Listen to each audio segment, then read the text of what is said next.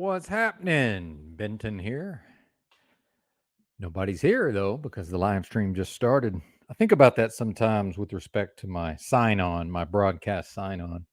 I guess some of the broadcast is performed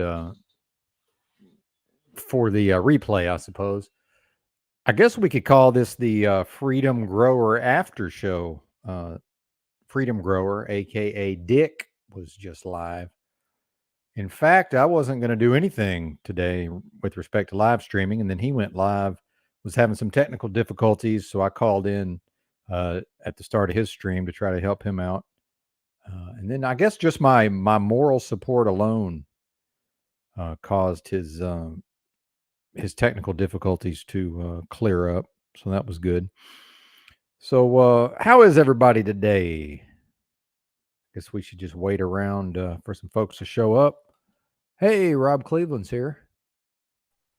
What's up, Rob? Cult member number 6. Here for the moral support, I suppose. Thanks for joining. Yo, What's up, man? not much. What's going on? How you feeling? Hope you're feeling better. Terrible. No, I'm not, but that's all right. Appreciate it though. Yeah, it's a bummer. It's a bit of a bummer. I'm not quite sure how to deal with that. I mean, do I need to just shut the fuck up about it and just pretend like it's not a thing, or you know what I mean? Because like I'm not into the like making it always about my health, dude. But yeah, I mean, I've been like I was planning on streaming this morning around 8 o'clock, and I just didn't even have it in me. It's not. I'm not really sure how to deal with some of this, to be honest with you. Well, I mean, it's pretty much known, you know, and you've made it clear that that's the reason why you haven't been live streaming as much. So, I mean, I think it's something that's sort of understood, Okay. Well, yeah, at least from my perspective. yeah, man. I appreciate that because, like I say, I've known people in my life that it's like every time you talk to them, it's something about how miserable their health is. But then, like, that's kind of where I'm at to some degree. But then my attitude's always, oh, I'm doing great. So I think from now on, I'm just going to be like, oh, yeah, doing great. But yeah, not really. I don't know, man. Yeah, I don't really know. But good to see Christos. Shout out to Christos, by the way.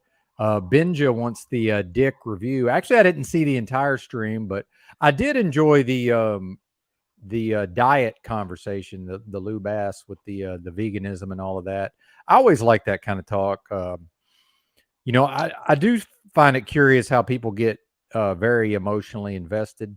But then again, I get emotionally invested in things, just not that. But that was the point I was making in the live chat to Dick was like, why do you even care what people think about? Because I don't give a fuck what people think about what I eat or don't eat. Like I don't care at all. It doesn't even matter to me. What do you think, Rob? Yeah, yeah, I'm in that same boat. I'm not gonna, you know, tell what somebody else should or should not be eating. It's not my business. I don't give a damn what you eat. Shouldn't give a damn what I eat. Yeah. Well, and people make it like about that becomes like their identity, a lot of these vegans. And what I think about it is, I know everything I need to know about veganism based on the fact that the system promotes it so heavily. So it can't be good just based on that the system tries to tell everybody to run out and be a vegan. You know what I'm saying? Yeah, that's what. Yeah. That's one angle that I was looking at it as well. And I don't know, man. Like you say, these people get very, very emotional about it, and I guess I get it to some degree because it's uh, the animals and all that stuff. But I don't know. At the same time, you just gotta let people do what they do. If it's not infringing harm upon you yourself, then Yeah. no, Yeah, fuck and it. I guess that's the point I was trying to make is who cares what these weirdos think about what I decide to eat or don't eat. Like I don't care if people go to the McDonald's drive-through, but I notice that they go to the drive-through. Well, I mean, it's like these vegans, like I'm sure they can notice me eating a steak, and the only reason I don't eat a steak every day is because my body can no longer handle it because of my illnesses. When I was able to, there was a lot of days I ate 2 ribeye steaks every day. So it's like as soon as I start saying something about the meat industry, now all of a sudden I'm lumped in with the vegans. Dude, the meat industry in this country is a fucking nightmare. I mean, That doesn't. What does that have to do with me eating a steak? I mean, it's still a nightmare whether I eat a steak or not. Yeah, exactly. But I know that it's a fucking nightmare, but I'll still go to that supermarket and buy a steak. If I was able to eat one, I would. I mean, but does that make me a bad person? I At least, mean, maybe it no, at does. least you're honest about it. You admit these Yes, type of things, and a lot of people don't. exactly. So that's where, and shout out to Robin and let me catch up on the shout outs real quick. RT also, good to see you. Wizards, Wraps, and Minerals says mind over matter. Yeah, and I think that's the key issue. Wizards, Wraps, and Minerals. I think I went mind over matter so hardcore for so long that just I need a rest. I think that's really just what it's come down to is, I'll just lay around for some period of time and then I'll probably just go back to my normal thing. I will say that the live streaming is definitely, now that I can't do it like as soon as I, more or less as soon as I wake up, you know, I've been awake for like 6 hours or 5 hours by the time, quiet hours are over with. And it's like, dude, I really don't have the energy for it. I think that's the main reason. Although I did try to keep it going, going live at like 8 a.m., 9 a.m., but I don't know. Maybe I should just make myself go live every day, whether I want to or not. Maybe that's the move. Yeah, I hear that. It's one of those things where some people say get comfortable with the uncomfortable, right? And Yeah. if it's something that you don't really want to do, then that should be even more reason to do it. Some folks would say. Yeah, I think so. And that's so maybe I'll go back to doing that. Oh, Dick's here also. Good to see you, Dick. Um Yeah, I so didn't even make it to the diet discussion because I left like when Dick left and Lou was on there and they was having that audio thing. I just had to oh leave, man. yeah. I forgot he was even live because I was doing my own thing. Well, but I mean, there's something to be said for that. Is like, and I think Dick kind of hit on this towards the end about, and what he was describing was kind of like the movie Wall-E, which I never saw, but it's just more or less people just living very unhealthy and as basically as far removed from nature as possible. But then, increasingly, I don't mean us like us individually. I just mean society. I mean, that certainly seems like the trajectory. So sometimes for me, I just feel like I need to point out just how unhealthy everything is. But I'm not, I understand I can't change any of it necessarily. But, I think it's important to realize where the masses are and that, as unfortunate as it may be, like it's just going to get worse. But then now I'm sounding like a doomer. But then but then I reject some of the optimism that seems to be, you know, um, based on nothing. But then Dick talking about how he wants to find out where his food comes from. So he's reading labels, which I also do. But then he's talking about doing something I've never done and hadn't even thought about really was he's calling the actual companies and the producers, he said, because he wants to find out who's actually, making this food. And then I'm sure he probably grows some of his own food on his own property.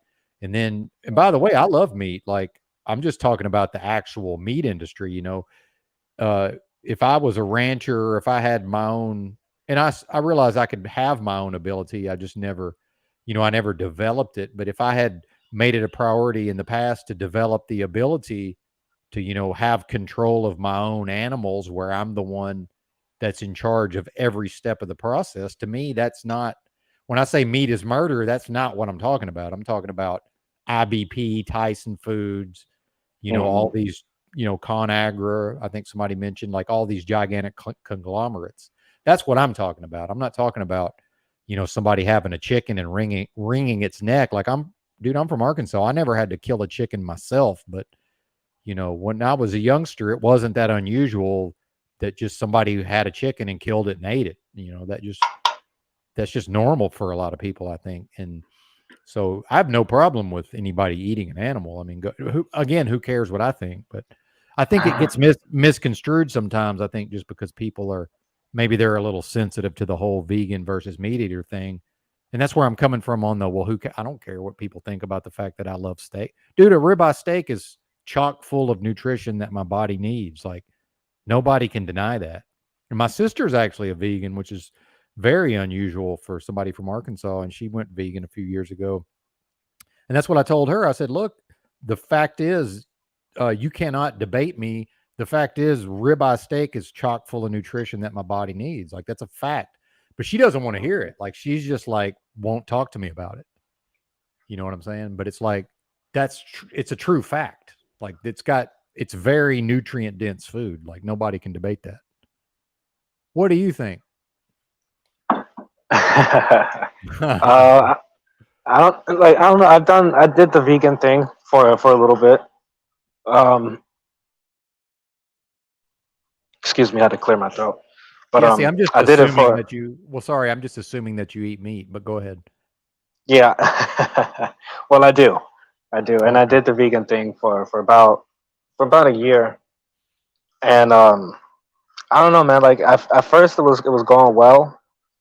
Then like as I started getting more towards down like the 8 month mark, 9 month, I started feeling like sluggish, and I noticed that I was constantly like grazing, like a deer or something. I'm just constantly grazing on things, eating all throughout the day, and you know, I it's the same story that I've heard from somebody else, so it's not just anecdotal, but it's personal experience. You know, once I incorporated like eggs back into the diet, it was it was something that was like miraculous, man. It brought back all the energy that I felt drained from me, and that was just eggs, Yes. Well, and which, by the way, also chock full of nutrition that your body needs. there A you go. ton of nutrition in eggs. So that's really to me that is kind of the thing that the vegans can never really get around is, dude, I don't think it's possible to make a moral case for not eating eggs based on morality. Like to me, that doesn't even make sense. It's like, yeah, I can understand if somebody just decides, okay, if I'm a person and I am a person, but if I'm like, hey, I'm not going to eat animals, I could hear somebody say that and say, okay, that makes some sense morally. I don't agree, but it makes sense.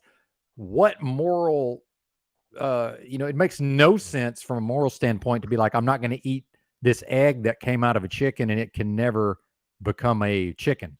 It's an unfertilized egg. Like, why wouldn't we eat Exactly. it? Like, it doesn't make sense.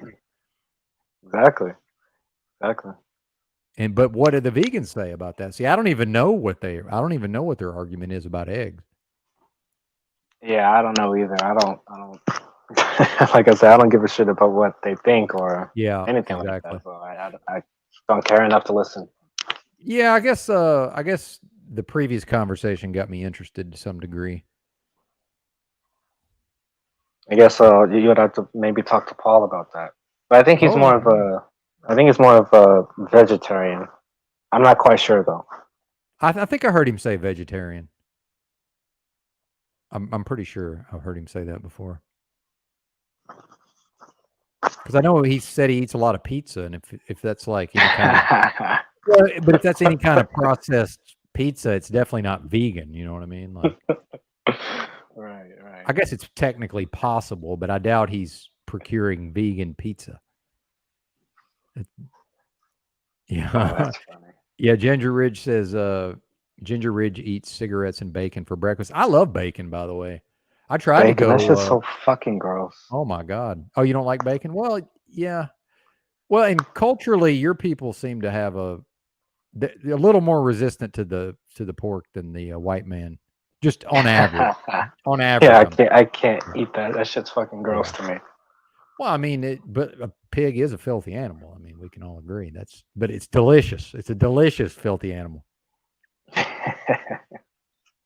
Like the only way I can eat bacon if it's like super crispy, like burnt. You know, Oh that's the only no, way I no, could eat it. no, no, medium. You want the bacon chewy. Oh god, no, I can't do that shit. I can't do that. You haven't tried bacon in a while. I could probably eat bacon by now. I don't know. Who knows?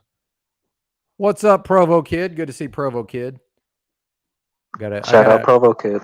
yeah, I gotta keep current on my shout outs. So give me a second to. I know Razvan was here. I don't want to leave Razvan out. Good to see you, Razvan. EBT, of Man, course. Always good to see a made man in the live chat. Oh, we missed Watt Life. Yeah. What's up, brother? Hope nobody feels left out. I'm doing the best I can over here. Oh, and not for to you. as well. So I think we're now caught up. If anybody, Tastes like human. yeah, and no offense to Rob, but if anybody else wants to call in also, because I can't carry. It really what it comes down to is like once I called in with Dick's earlier, I realized that I had the energy like to participate. I just didn't really have the energy to carry a whole live stream, by myself necessarily. And that's kind of where I'm at. And some of these streams, it's been great because once there's a few people on here, it's like I can just take a break, go wander around. I just listen on my phone. Yeah, yeah. Somebody else, please come up. Help me Yeah. carry the show. That's right. Well, and I do think that's, whatever this community is or, whatever we're trying to refer to it as, and I think you see it with Dick, with Dick's live stream. There does, especially with Zetetic Warrior not around in the mornings anymore, there does seem to be just people kind of want a place to gather and, maybe hear from me, hear from you, hear from, other people. There does seem to be something to that. And I'm coming to realize more and more, it's not even really, as much as I would like to think that I'm some great person with this wonderful mind and I've got all these great ideas. It's like, no, you bozo. They're just people want to interact with other people, really. I mean, ultimately, I think that's what it comes down to. Well, that's not what it comes down to for me. Well, thanks. Just speaking for me personally, I can do without the, I just like hearing intelligent people speak on things that I sort of know but can't really frame it out myself. Yes. Yeah. I often hear people say things that was in my brain somewhere, but I never knew how to verbalize them until I heard someone else say it. So, yeah, I can relate to that. Absolutely. And yeah, and that's like a big reason why, like, when I go up on like, to say just Paul's panel for example, I don't really have much to add because it's stuff that, it's stuff that I know, but I can't really like verbalize it myself. Just to bring that up again, and it's stuff that I've sort of been living out without even really sort of realizing it. What do you mean, if I may ask? Um, just sort of living like a Taoist sort of lifestyle, Okay. or yeah, just sort of things like that. I've sort of been living that life without really knowing that I was. That's interesting. Yeah, I could see that. Yeah, you seem.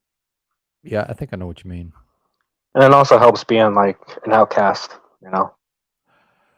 Well, yeah, I mean, who would want to be? Who would want to fit in with this fucking nightmare? I mean, seriously. Good lord. Yeah, there you go. Christos got it. Yeah, metaversal lodges, a gathering of the people. Indeed, Metaversalizes. indeed, Christos, indeed.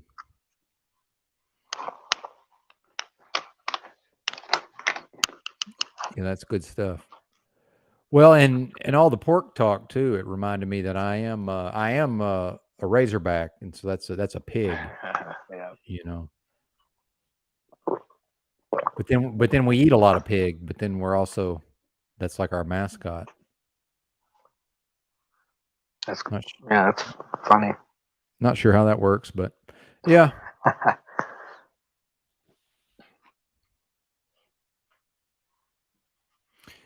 Yep. Yeah, what happened to Truth or Cop? Real quick, Robin's asking about Truth or Cop. I see he does his live streams, and I'm not awake. I'm asleep pretty much every time Truth or Cop goes live. But and I know he was involved with this, the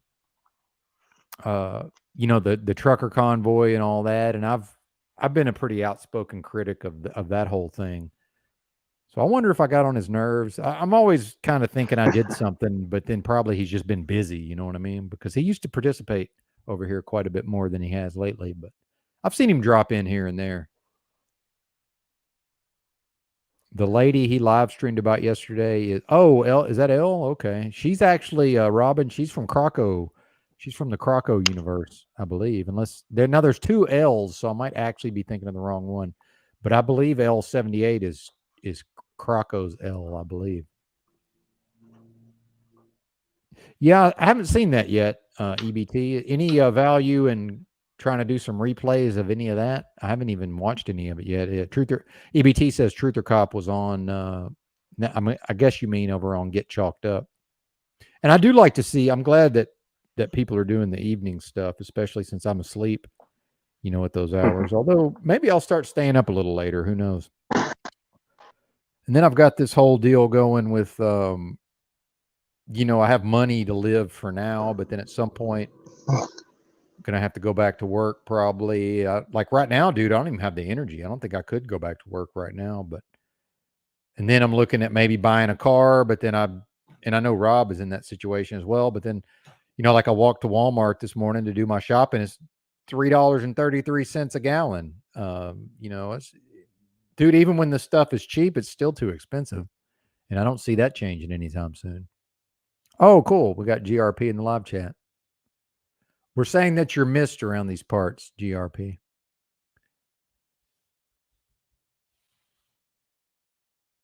Oh, Rob's back. Sorry, I did not see that you dropped off, so I just kept rambling. But see, by the way, real quick, if Dick is still here, this is what I'm talking about, Freedom Grower. It's not that I'm any better at this than you are, but there's 32 in the live chat, and I think you probably had that many earlier, but like sometimes I hit like 40 or up, sometimes more, but that's what I mean is like when you first start out, if there's only like 10 people in there, if I'm around, then if I go live and use your link and we link the streams up, I think the numbers will jump up faster, mainly is what I'm saying. Dick, if that makes sense. So pay for the StreamYards, but I can't really give advice. So if Dick ever pays for it, that'd be cool. Because if anybody remembers, there was a couple of days in a row that Drew, he connected to my live stream, and that first day, there's like 100 people if you counted both live streams. It's crazy. Yeah, I was there. Wow. Yeah, that was nuts, man. And then the next day it was like 90, I think. And then it was funny though, when he tried to do it from his main channel, it was like way less. But he has kind of conditioned people that his backup channel is more of the, the panel channel. Yeah, I don't understand why y'all had that bozo on here though. Which one? The one was talking about the guns. Oh, you got to be. I don't know what his name was. I'm not sure what his name was. Okay. BV, maybe? Oh, see, I got that kind of started because when I was truck driving, he called in early one morning, and I have this thing where I like to just hear what people have to say. So I let him make all his points. The thing is, he has some points. It's just he's never going to convince any. Like the people that are pro gun are never going to agree with him. I'm just the person who'll be like, yeah, man, you make some points, but at the same time, I'm still going to be pro gun. Like, you see what I'm saying? So I think this idea that people who are for gun control, they have some points. I don't think it's just, and actually, I think you see this with the whole thing about pickup trucks and SUVs. And on my community tab, I posted a video somebody made. And if you actually watch the whole video, this guy makes all the points that for the way most people use pickup trucks and SUVs, for the way the vast majority of people use those vehicles the vast majority of the time, they're inferior to cars. It's just a fact, right? But that doesn't mean these people are going to start driving station wagons just because it's more logical, right? So it's the same thing with BV can make all the logical points in the world. It's not going to stop anybody from owning a bunch of guns in the United States. It's just not going to go anywhere. How I'm seeing it is like the dude is clearly not from the U.S. So who the fuck would want to listen to him? I don't give a fuck about what you got to say about guns in America, but you're not from America. Fuck you. Fuck off. With your guns aren't needed in a civilized society. Fuck you. Well, yeah, but see, that's also a valid viewpoint. See, I like that also. I think where people get confused is like, just because this person BV is talking, like now all of a sudden we're gonna, we're gonna be sweat. I think there is some irrational fear of like, oh my God, like people are now gonna give up their. It's like, no, man. I'm with you. I'm just not going to be the one to say what you just said, but that's how that's what I think. Like that's what's in my heart is what you just said. Yeah. Yeah, and but also I do really before I ever talked to BV, I really did believe based on my own conclusions that it's my I believe that in the future through the way these younger generations have been indoctrinated that they're not going to want guns. They're going to inherit somebody like mine, they're going to inherit guns from somebody like me and they're going to turn them in at some point. Like I really believe that eventually the culture will change enough where these most of the people won't want them anymore. So I think in the long run, unfortunately, his views are going to win out. Now, I would love to be wrong. I would love to be wrong, but I don't think so. I think he's probably just a little ahead of the game, unfortunately. That's my opinion, No, by the way. I'd be totally wrong. I hear what you're saying, man, and I actually can see something like that as well. I mean, I try not to choose not to see that, but I mean, it's sort of inevitable because it only really takes one generation. You know what I mean? Yep, To get absolutely. that indoctrination in. Well, and you got like the whole where I'm from in the deep south, dude, none of these people are going to give up their guns, but they are going to just be gone one day. Like you know what I mean? Like there's versions of me out there. Well, and by the way, there's way more people that are way more into firearms than I am. But culturally, I was indoctrinated into that, even though I didn't hunt and I really didn't care about firearms. I was, I'm a product of that culture. So to me, it's like, yeah, I want people to have firearms. I think I see it as a good thing, right? Um, however, you know, I think some of us, and again, this is my opinion, as people like myself get older and older and older, but then as our culture, you know, prizes youth so much, I think that a lot of people in my generation don't even really realize that it's really not about us anymore. It's about the youth. And it's always about the youth. So, like you're saying about the Yeah. generations, dude, does not take long for people's attitudes to change. And 40 more years, most of the people that think like me are gone, 40 to 50 years. But, I'm not going to let anybody tell me that I can't have a firearm. Like, dude, it's impossible to disarm people in most of the United States. But then in 50 years, I think it'll be a completely different climate. But again, it's my opinion. Yeah, especially if you got niggas like us that aren't having children to sort of Mm. pass that down onto. Yeah, I can see that. Yeah. Yeah, that's a good point. But then the thing about him being from Australia, maybe he does feel a little bit of an inferiority, possibly. I don't know. I mean, I can't speak for him. But then I do think it was telling that he does seem to have a lot of emotion involved in it for whatever reason. And then, well, and then Drew showed up that one day saying, BB's spazzing out about guns. But then I guess BB was trying to mention me as if I agreed with him or something. I was like, no, I mean, I agree that some of his points are valid points, but I don't agree with him. And I said, I don't vouch for that guy. It's like, I just had a conversation with him. And I think also that does kind of show how humans are, that he himself seemed to think that I somehow validated, you know, to where now it's almost like a social currency. And I'm like, well, it's not a social currency. Like I just happen to be like more, I'm just a lot less right leaning than the other folks, really, is all it comes. So I will humor. So I was willing to humor his viewpoints, really, but then him not seeming not to understand that, well, most of the people on that Discord are very hardcore, pro many things that align with what we view as right wing values, which, by the way, historically, liberals were not anti gun historically. That's a relatively new thing.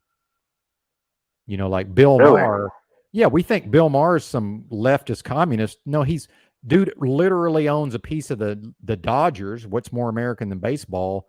And the guy's a proponent. He's a gun owner and a proponent of gun ownership. But we're so lost in the sauce nowadays we just assume, oh, he's not a conservative, therefore he must be the same as these other commies. It's like, well, no, actually, he's a pretty good American. If you just get past his tone of voice and his kind of his smarmy manner, if you actually listen to what the man says, yeah, he's liberal, but it's not like in a bad way as far as I'm concerned. But he's not a commie. That's the thing is he's not a. But a lot of these people he has on his show are Bill actual. Maher? Yeah, Bill Maher. They're actual commies. Yeah, I was saying Bill Maher owns guns.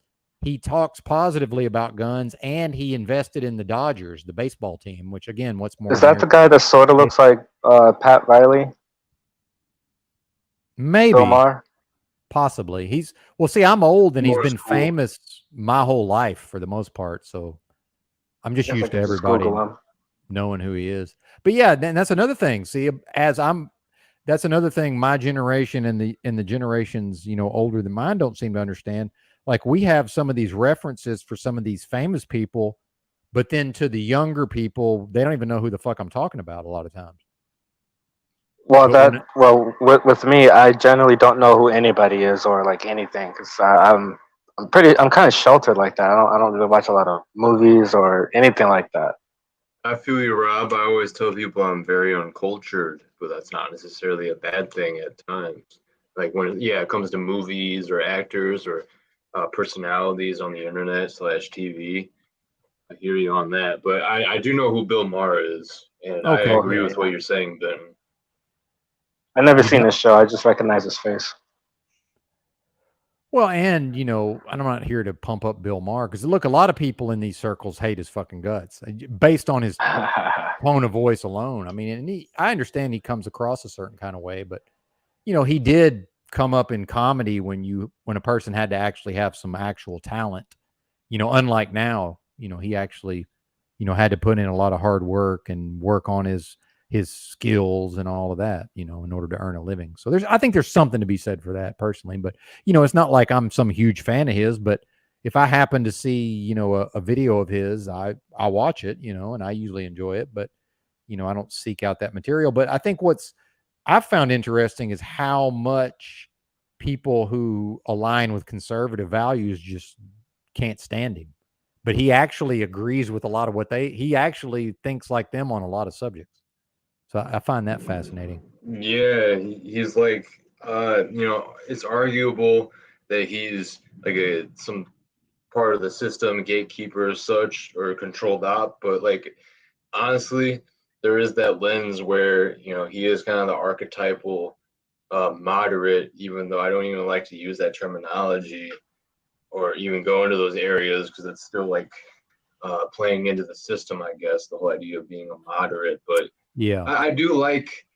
I think what I'm trying to say is he shows that you can be you can have nuance with Yeah. your ideologies and your beliefs, and like there's dynamic people out there that that they're authentic within their values and their principles, and it shows that they're not just picking one side or the other. Yes. Well, and he legitimately doesn't care what people think. Now, part of that's probably being rich, but there's he's probably just like that as a person. I respect that somebody, whether I agree with them or not, I've always appreciated people that just they're who they are and they don't really care what you think about it. Like I think that's pretty cool. Hmm. But yeah, I'm sure he's a gatekeeper and he's part of the system and he's wealthy. So Right. I don't think anybody gets, I don't think anybody gets promoted and comes up through that system, without all Hmm. of those things being true, right? Yeah, smoking a joint with Joe Rogan on a podcast, talking, some about fat acceptance, and it's like they're saying like real stuff, but like it's such surface level things. But it's stuff like that that I'll see at times. I'm like, wow, there's people out here watching this, like this is profound, or Yeah. these guys are free thinkers. Really? Well, yeah, I agree with that. And like I used to love Joe Rogan Experience, but I don't even hardly fuck with it anymore. And so, Same. have I changed and evolved, or Yeah. has that thing devolved? Like, which is it? Or maybe it's a little bit of both. What do you think? I think it's a little bit of both because I Okay. was sort of in that same space as well. I used to love Joe Rogan. I used to love listening to his show because I like long form, things to listen to. And yeah, as I just got deeper into the quote unquote conspiracy research and all that, and seeing how he flipped on the moon landing and these different things, yeah, I sort of just stop going that way. I yield. Yeah, that's a big one. Sorry, I was just trying to catch up on the live chat. I have this problem where I can't listen and read at the same time. Why is that? Anybody else got that problem? Yeah, I do too. That's why I try not to really be too engaged in the chat while Yes. somebody's like going off. That's a good point. I do want to shout out. Go ahead. My bad. Well, I just want to shout out Rusty Smackleford and Jake, actually, and Jessica Jane. Good to see you as well. And Clay Extra Dense. Always appreciate Clay's comments. So, yeah, man. And thank you all for joining the panel. And I'm not kicking you off. I'm just thanking you for joining the panel. I like to hear from Christos, though. I know Christos is kind of, you never know what you're going to get if he's going to talk a lot or what. So, the moon land. Yeah, thank you. The moon landing thing, how he went back on that. I agree, Rob. And also, just you would be able to tell by the guests that he was starting to have on over time. A lot of them seem to be state sponsored and state backed. And it became obvious of who he would have on and who he wouldn't have on. And he definitely sold out. And I really went through a period of actually like really not being able to stand him. But now sometimes I go back and listen and I have that discernment and like I know what's going on and I know who he really is, but I can still get some type of content or information sometimes depending on the guest. Like I remember it depends I was bringing this up depends the on other the day. guest. Yeah, I was trying to get inspired, so I listened to Alex Gray talk to Joe Rogan on his older ones, and like it was kind of cool, especially the older one. But like, I remember I brought this up with Benton, and I brought up Aubrey Marcus. Like he's another person that like I think I found through Joe Rogan years back, Who? and Aubrey Marcus. Oh, okay. I don't know if it was Benton or someone else that was like, yeah, that dude's a clown. But he's basically like what you would consider archetypal new age, almost kind of pretentious. I'm not saying he's pretentious, but some people could take it the wrong way, I guess, because I mean, his dad's like some big oil tycoon guy, like rich ass family, and he's over here doing ayahuasca retreats and like I don't have anything against Aubrey Marcus, I guess, but some of the people that he has on, just like Joe Rogan, the people that are around him, the narratives that he's willing to dive into, and the ones that you can see that they're clearly steering away from, they get all these millions of subscribers. Again, they're connected to people like Joe Rogan. So I liked Aubrey Marcus at first. I still use one of his products, I won't lie, but all in all, I think he's kind of like Joe Rogan, but more in the new age, I guess, subculture of like podcasting and like internet or brands and like lifestyles. If you look Aubrey Marcus up, you'll know what I'm talking about. Kind of the people that go to Burning Man, kind of like that. It's like they're almost like the upper class, very wealthy. They got everything covered, and they can afford to like go become shamans because they got all the time and all the money. And it's like, yeah, they talk about being on the spiritual path, and I'm not saying they aren't, but there's something that's a little backwards sometimes where it's like these trust fund kids that get real deep into like the new age culture. Yeah, I could not agree more. And look, there's nothing inherently wrong with them getting into that. It's just I find the way in which it usually manifests to be very off-putting, in my opinion. But that's just a personal thing. Like I I agree. understand it. A lot of people probably think he's great, you know, and that's fine. But yeah, EBT points out, don't forget that Joe Rogan played a conspiracy theorist on TV. That was my first exposure to Joe. Was I really liked that show News Radio, and then also because I used to be pretty normy as far as watching TV and stuff. You know, I watched Fear Factor, right? I used to watch Yeah, Fear that was Factor. my experience with him. Yeah, and then I ended up being a very early adopter of podcasts because I've always liked talk radio, and I was an early adopter of the internet in general. So when he started his podcast, I've been listening. I listened to his podcast basically from the first episode onward, and that's not an exaggeration. And same with like Adam Carolla.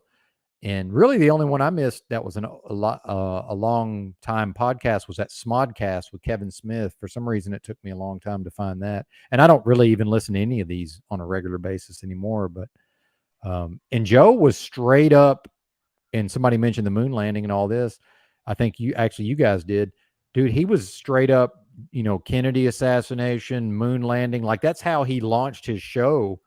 That's how he first got attention for his podcast. That's all he talked about in the Oh very wow. early stages was conspiracies. And I remember because I was, listening to his shows, and then it kind of transitioned into where it was mostly him having on these comedians that nobody had ever heard of at the time. And then now, like Ari Shafir and Bert Kreischer and all these people and Joey Diaz, I'm sure people in the LA comedy scene knew who they were. I just mean nationally, nobody who knew who the fuck they were. And then, now all those guys are big. And then now with all the money that's come into the podcast, what you see now with Joe is that he's just completely, and I think that's what you're referring to when you say sold out, is he's obviously, he's certain things he's just not willing to entertain anymore like he used to. But then he's been friends with Alex Jones supposedly since the 90s. And now, last time Alex was on the show, they were literally trying to fact check him in real time, and that shows Right. you, yeah, and that shows you how far, Mm. things have changed. Um, so it's obvious to me that it's not up to Joe anymore. Like he's given some leeway, like in what he's allowed to talk about. But early on, when the show wasn't big, he could pretty much say whatever the fuck he wanted, which is part of how they've tried to go back into some of his old episodes and get him in trouble for saying certain things in a certain context. Because back then he had more leeway, and then Right. and now he's more politically correct, whether we want to see him that way or not. That's the style of the show anyway. I mean, that's how I see it. So now I just catch some clips here and there. Like since he moved to Spotify, I don't think I've listened to an entire full episode, not one. He just had David Cho on. Well, I've seen probably 30 minutes of clips because I used to really like David Cho, but other than that, and he's turned into a bozo. So it's funny how these people, is it just, I guess, the money and the fame, over time, they're beholden to that, I guess. I mean, I don't really know what it is, but it seems like they all end up, you know, almost becoming what they initially stood against. They end up becoming whatever that is. It seems to me. Yeah, that's sort of the same thing that happened with Bill Burr. When cause I really Oh liked yeah. him a lot, and then I heard him on his special, and I heard his takes on the whole CVID thing.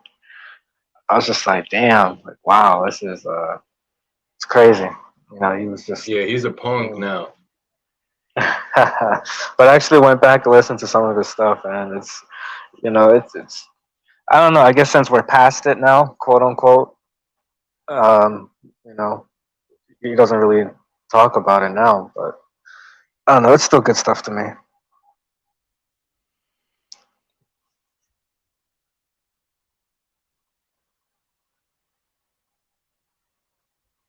Sorry, I got lost again. Now I'm trying to see if Paul's going live or not. Hey, Bad host.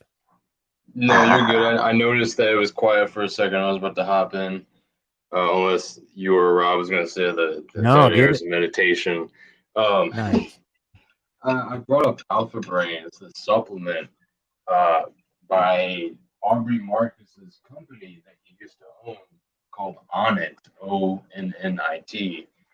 It's basically a nootropic blend that has, let's see, L-theanine, cat's claw, um, some proprietary blends of some things.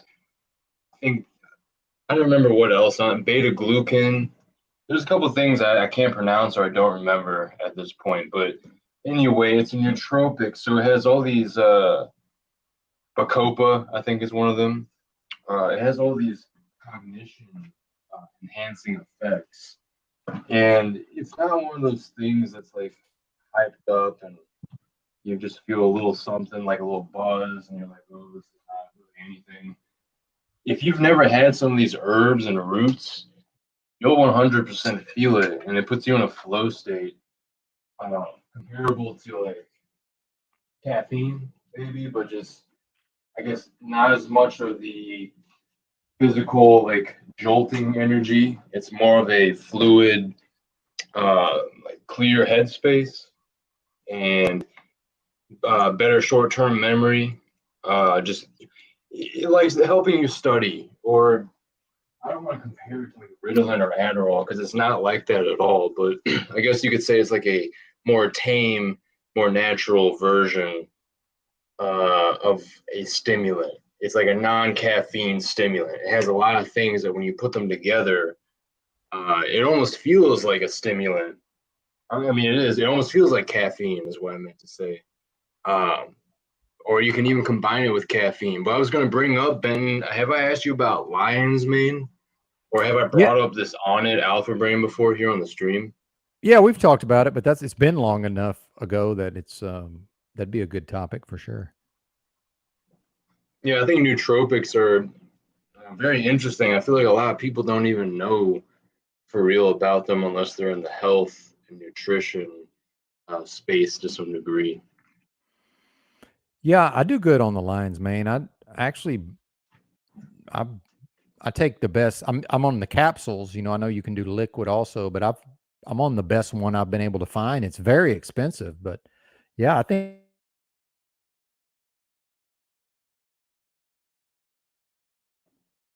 Did he cut out, or was that me?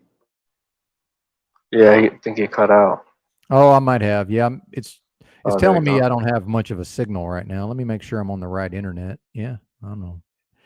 We'll see. We'll give it a second to figure out what it wants to do. You said between lion's mane and something else, is like the last I heard. Oh, mainly just saying that I do well on it, and actually, I, they you can do the liquid or the capsules, and the best one I've found for me is a capsule, and it's very expensive, man. Like it's crazy expensive, but I think it's worth it as long as I'm able to afford it. And I spend a lot on supplements in general, and I think mushrooms, not just lion's mane, cordyceps, reishi, um, turkey tail. I take all that every day. I have been for a while now. But again, you can't. Most people we can't afford to just take everything. If you take everything on the market, it's like $1,000 a month probably. Yeah, there's a lot of stuff we don't actually need. It definitely helps to have the discernment and pinpoint what we're deficient in, and what's actually going to be quality product that's working. Yeah, lion's mane normally goes for like $20 to $30, like a good standard, reliable brand, whether it's capsules or like a liquid extract. I've seen some that are maybe more expensive, but like I usually don't see it go past 20 to 30. I guess Yeah. unless it's like a large amount.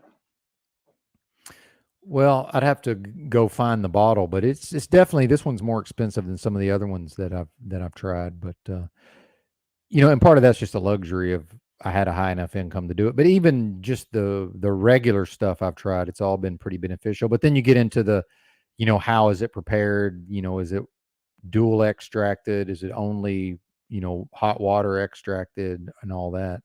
Like that, all that kind of matters also, I think. Because supposedly with the lion's mane, I think it's the alcohol extraction that you get more of the cognitive benefits, or I might have that backwards though. I don't remember. No, you're probably right. I've used the liquid alcohol tincture. Mm-hmm. Well, but the capsules I have are alcohol and water they're both though, because you can still make a powder out of the alcohol extracts. There's a lot they can do with the chemistry, apparently. Yeah, it's crazy, or that's what they claim. But Can you drop the link again? I'm gonna come in on my phone. you mean to that product? Oh, the link To to the call in. stream. Oh, okay, I got you. Yeah, hang on. Yeah, my bad. Thank you. Indeed, sir. You're welcome. Thank you.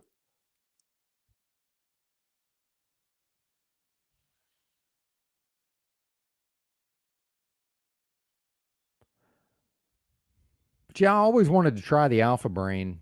And in fact, somebody gave me some at one point, and I think I don't know what happened. I don't remember ever taking it. Maybe I did and just don't remember. With the Alpha Brain, I wonder if Christos needs me to kick him out, or is he back? Okay, here he comes. Yeah, we'll remove the other one. Are you here, Christos? I am. All right, cool. Yeah, I always wanted to try the Alpha Brain because I remember when that first came on the market because Rogan was, pimping it real hard, and I think somebody gave me some at one point, but it's been so long ago I don't even remember. But yeah, just because Joe Rogan promotes it and Aubrey Marcus may be a bozo, it can still be a good product, right? Exactly. So yeah, if it works for you and it seems relatively affordable, but yeah, I'm a big proponent of supplements in general. Which, by the way, I do think that ties in with the previous conversation with Lou Bass and Freedom Grower over on Freedom Grower channel. And Was that this morning? that was just before this. It ended right when they ended, and then I went live right after that. Yeah, I was surprised you weren't in there actually, Christo. Yeah, I didn't get to make it to. I saw he went live, talking people or something. I figured it was him doing a solo thing and maybe having people later. But yeah, I didn't make it, but I saw he went live earlier. Okay, yeah, they were. I'll have to go back. It sounds good. Well, I mean, it is. The thing is, you've probably heard Lou Bass talk enough about veganism that it might be for you. It might be kind of old material, but for me, it was a good conversation. If that makes sense. I'd say the first half of that broadcast though was unlistenable though. So just skip about half of it and go towards the end. Was that we mean like? Oh yeah, but towards the end, yeah, I missed Was it parts just of it also. okay? Yeah, I find it's kind of comedic hearing Lou Bass talk about like food and meat and like talk about veganism and stuff. Um, I'm definitely somewhere that's well rounded, I'd say, but I definitely I acknowledge that the meat industry, but I don't think that going all the way vegan is the way. And I totally agreed with what you're saying earlier about like eggs in specific. Yeah, I don't know how people make an argument about that. Just the whole idea of like animal byproducts, like shearing sheep of their wool and stuff. It's like it's symbiotic. It's like a yeah. symbiotic natural relationship to have with the animals. You're not even like killing them for food. Like you're harnessing like their power to help you. Yeah, absolutely. And I think Lou Bass was right when he said that, meaning the vegans, most of them don't really care. And this is an opinion, but I happen to agree with it. Most of them really, I don't think, care about the actual animal. Just for whatever reason, they don't want you to eat the product of the animal. And I do think the egg is a good symbol of that because it's like, well, if the chicken lays the egg, why shouldn't I eat the egg? Like the chicken's going to lay the egg regardless, other than, obviously the more people purchase eggs, the more, will be produced. But other than that, once it leaves the chicken, why shouldn't I eat it? It doesn't make sense that I wouldn't. Mm-hmm.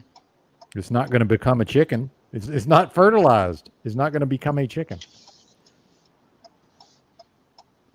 Jessica Jane says that Go ahead. oh well, real quick. Jessica Jane says that Lou is her favorite Canadian. Yeah, I'm not a big fan of the Canadians overall, I have to say, not the ones I've read.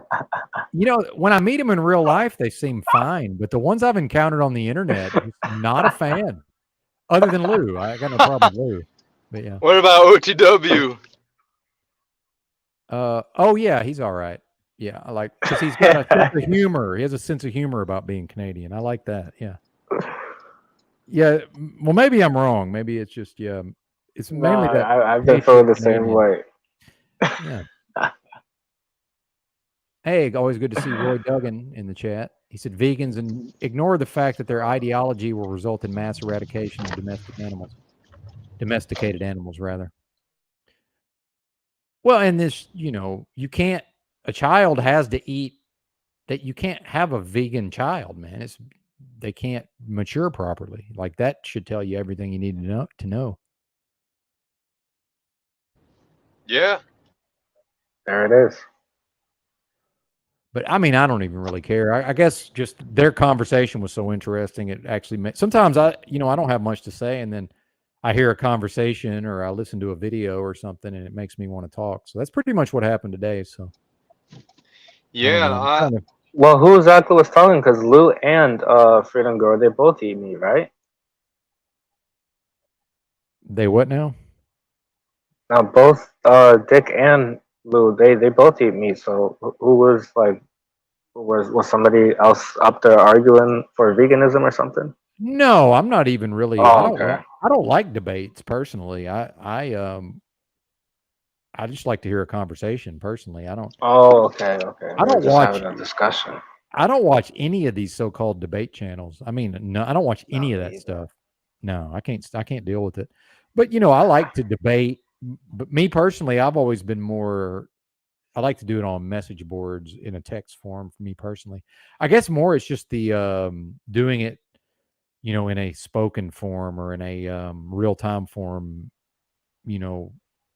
I don't know. There's something about it I just don't respond to, me personally. But I know it's gotten popular and a lot of people enjoy it. But yeah, but Lou Bass, he ends up representing the vegan point of view because he seems to have studied their arguments so well that so he kind of he stands in place of that as far as I'm concerned because he kind of speaks for them in a way that seems accurate to me anyway. But that's just how I see it, right? So that's to me that's why it's even though they both eat meat, I still think it was an interesting discussion. But that's just me, right? Like we all kind of yeah, and that's what something else I like about the live streams and just the the so-called truth community in general and all of this. Like we can all kind of just take what we like and leave the rest. Some people like my streams, some people don't. That's cool. Some people like certain topics and don't like other topics. Some people might like a certain guest, don't like another guest. I kind of like that aspect of it. Kind of just you can have it your way in some instances anyway. But I don't know. I'm really just feel like I'm babbling at this point. I don't even know. I went live and now here I am. So. Well, yeah, what you just said though about Lou, that was something that I had never really like thought about. But when you just said it there, it makes it does actually make sense, and it is pretty accurate what you said. How he can represent the vegan argument because he's studied it so well and long, I guess. Right? Well, yeah, I think it seems to me like he's debated vegans so much that he's, necessarily had to really understand where they're coming from in order to make strong counter arguments of his own. That's what it seems like. Right. But, I'm still relatively new to the whole Paul Unslaved universe. I haven't really been around it that long, if you think about it. Well, yeah, that's pretty much how it is. It's like, yeah, that's like I said, I didn't like once you pointed that out, I was like, yeah, that's pretty much how it is. Yeah, because I find most vegans to be pretty annoying, and I was, dude, I've been around a lot of vegans in real life, man. Like, I mean, a lot because I spent so much time on the West Coast, and in fact, for a time, if I wanted to offer someone food, I was in the habit of asking them if they eat meat first, because that's kind of where I got with you. Is I was like, oh, I'm just assuming Rob eats meat here. It's like. Because I used to have myself sort of trained to don't just assume everybody eats meat, right? So I've been around a lot of vegans, and I met a lady one time that me and her really got along well. But dude, she's vegan, and I just can't. Like, I'm not against her being a vegan, but I just knew, like, dude, they're fucking crazy. Like, they just are. It's like, so, and then I think that is a thing, especially with Talcott, and males in particular. I think the women can get away with it a little more than the men, but dude, like, we need certain nutrition, to make the proper hormone levels. And I do think it's very important for brain function. And, you know, um, the same thing that Lou says. so like yeah, exactly. And I agree with a lot of what he says. Just not necessarily all, but I agree with a lot of it. And he's right. I think he's right on the money with a lot of that stuff. But the thing is, like, a male or a female, but it seems like just about anybody can go vegan for a period of time and be okay for that period of time. But eventually, if they're determined to stick with it, it fucks them up. I don't think there's any doubt about it. Yeah, like I gave my little anecdotal thing. It happened to me. Yeah. Well, and real quick, this lady I'd met, dude, she knew she was really into the vegan cooking. Like, a couple of times she whipped up some vegan food and it was good. Like, I enjoyed it. I ate it, but it's like, I'm not going to stop eating animal products because she's a vegan. And you know what I mean? Like, there's just, Right. if I know I'm never going to do that, like, why would I want to date somebody that did? But I was in an environment in the time where there was a lot of vegans around, and, dude, there's something wrong with them. I mean, there just is. That's just my opinion. There's something wrong with them. Yeah. And, dude, I've had in real life trans friends, 7 or 8 years ago, like, but there's something fucking wrong with them. I mean, that's just my opinion, but there's probably something wrong with me, like, and then we get into, like, what is normal, what is well adjusted, right? Like, and again, I think we can all kind of choose, what are we going to have in our life? What type of people are we going to be around? I'm just never been the type, and it's probably because of, growing up in that cult and, being, well, I mean, seriously, because I was, taught, I was programmed to be very accepting and open to people to try to convert them, to a cult. But, so, well, it's true. But at the same time, I think me as a person, I like being around a lot of different kind of people. Like, I don't want to be around, any type of person if it's all that type of person. Like, I like a good mix of different types of people. So yeah, Oh yeah. a trans person or two, sure, a vegan or two, sure, but not just everybody's a fucking vegan, or half the people are trans. It's crazy. Like, there's something fucking wrong with them. It's like, but if you're around a bunch of bozos like me, you'll probably be like, yeah, there's something wrong with those people, That's how I see it. So I spend enough time with these vegans. I'm like, yeah, there's something wrong with these people. I've been around enough trans people in real life. I'm like, yeah, there's something wrong with them. There is. But then, you might spend a time with some people from Arkansas that talk like me and be like, yeah, there's something wrong with those people. Like, is it so wrong to just say that? I don't think it is. No. I think there's something wrong with these people that insist on they have to have a pickup truck or an SUV. And then it's like, they're talking about driving up the side of a mountain and hauling things around and this and that. It's like, come on, man. There are some people in the world, but we know that most people that drive those type of vehicles, that's just what they want to do. And to me, there's kind of something wrong with them. But, so what? I think if we look hard enough, there's probably kind of something wrong with everybody. But is that something to be fixed? I can notice it and comment on it, but I don't just like, what am I going to do about it? Why would I? I don't want to change that, I mean, I guess you really couldn't change it anyways, right? No, well, absolutely not. But I could be holier than thou and try to take some position where, and I think this is the vegan meat eater thing. Is like, I could take some kind of anti fucking pickup truck and SUV stance and, like, try to, drive a fucking Tesla or a Prius and try to take the moral high ground. you know, but to me, it's just silly and ridiculous. But you know, we're all people trying to get along here, right? But I don't know. Like again, I don't even know what I'm talking about at this point. It's all silly and ridiculous. Well, and see now, Michael A says, "What's wrong with pickup trucks?" There's nothing wrong with them. I've merely pointed out that for the vast majority of the way people use their pickup trucks, the vast majority of the time, it's an inferior vehicle to a car. A car is a much better vehicle for the way that people do most of their driving. That's all I'm saying. I understand there's some people who live in rural areas and they're working their own land, and that's not what I'm talking about. I'm saying the vast majority of the population lives in a city or an urban area or a suburban area. The vast majority of the population. I'm not talking about, oh, and I love four-wheel drives, by the way. I'm from fucking Arkansas, for God's sakes. I love all that stuff. But it's still, for getting in your car and driving to work and back, it's a pickup truck is not as good of a vehicle as a car. It's just not. It's not as good at that. It's less efficient. It's more wasteful.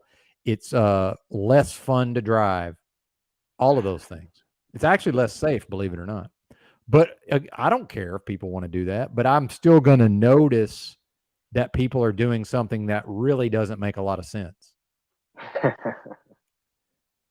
Yeah. Well, hypothetically, Ginger Ridge, you could rent a vehicle, hypothetically, but I hear what you're saying. Yeah, you're good, Christos. Go ahead. Okay, because I have my headset on. I'm at McDonald's waiting for a DoorDash, so I don't know what you guys are hearing. Yeah, it sounded like you was at a grocery store or something. Oh, okay, yeah. You'll hear some of the background noise. I was just gonna say, I think a lot of it is cultural conditioning, social conditioning when it comes to veganism. Yeah, that's interesting. I think that's a lot of it, especially in the West. But maybe some other places, I think it might be more natural and cultural. You know, like South America, they're doing ayahuasca. Like they have to eat only plants and like no meat. Uh, there are some like extremely strict like vegan diets for like sacred purposes, but in general, I think most of us were designed to eat meat. Now that doesn't mean this factory farmed craziness, but you know, real true meat, and there's value to it. Yeah, especially for the brain. So I'm all for meat eating, but I'm also gonna eat my plants as well. Don't forget about raw celery and cilantro and kale and spinach and so on. The greens are very important. Well, yeah, absolutely. Yeah, definitely. Yeah, and I think, you know, it's kind of like I guess I get a kick out of the whole pickup truck thing because, you know, people are they have a very strong reaction to anything critical to that choice, right? And it is a choice. Like, and I've talked about it before. What I said was like, what's wrong with just saying I like to drive a pickup truck? Because if I was into pickup trucks, I would just be like, yeah, it doesn't make any sense. I like it. Like, why does it need to make sense that this is what I like? But the fact is, that video I posted on my community tab, he makes the case that in fact, the auto industry in the United States has pushed SUVs and light trucks because of the regulations. They can actually make a higher profit by convincing the public, you know, to have these kind of vehicles. But then if you look at where we are now with so many large vehicles on the road, you kind of are out of your mind to drive a small car. Because I actually like to drive small cars. I find them fun to drive.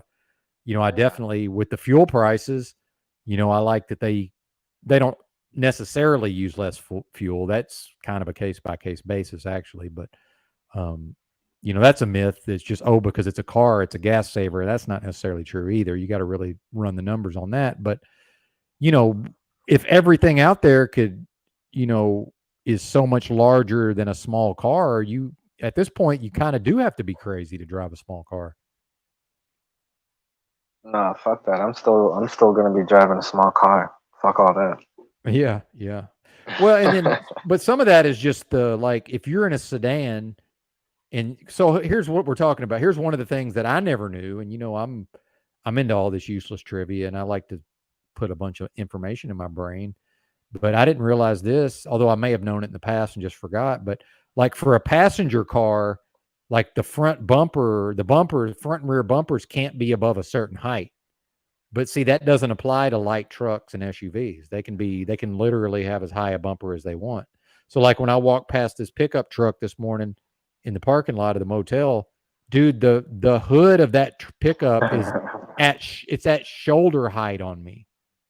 And I'm not that I'm tall, but I'm not short either. Like I'm just, I'm 5'10". I'm king of the manlets, right? I mean, that's what they call it. But Yeah, man, I've seen some pretty tall trucks, man. I'm 6'2", and man, I've seen some fucking tall trucks out here. yeah, and by the way, I'm all for it. Like I really do believe in freedom. Like, dude, do whatever the fuck you want. And I would never want to see them just be like, "Oh, you can't have this," I hate that shit. The only point I've ever made was it really, for the way most people drive most of the time, it really doesn't make any sense. But dude, I'm sure I do shit that doesn't make sense. I'm on the fucking internet talking to, you know what I mean? Like I'm doing live streams for fun here. Like on some level, I'm sure that doesn't make sense, right? But uh it is funny to see how resistant they are to that. But what I was saying about the bumpers is, so if you're driving just like a Toyota Camry and you have a crash with another Toyota Camry, the safety features are designed to be compatible. But then if you have a crash with a SUV, the design of the vehicle is not compatible. The safety features don't line up. So that's where I'm talking about with the, Oh, now at this wow. point, you kind of, not that you need a larger vehicle, but it's more justifiable now because of, I don't know if y'all, I didn't know this either, but I kind of knew this because I do watch the trends.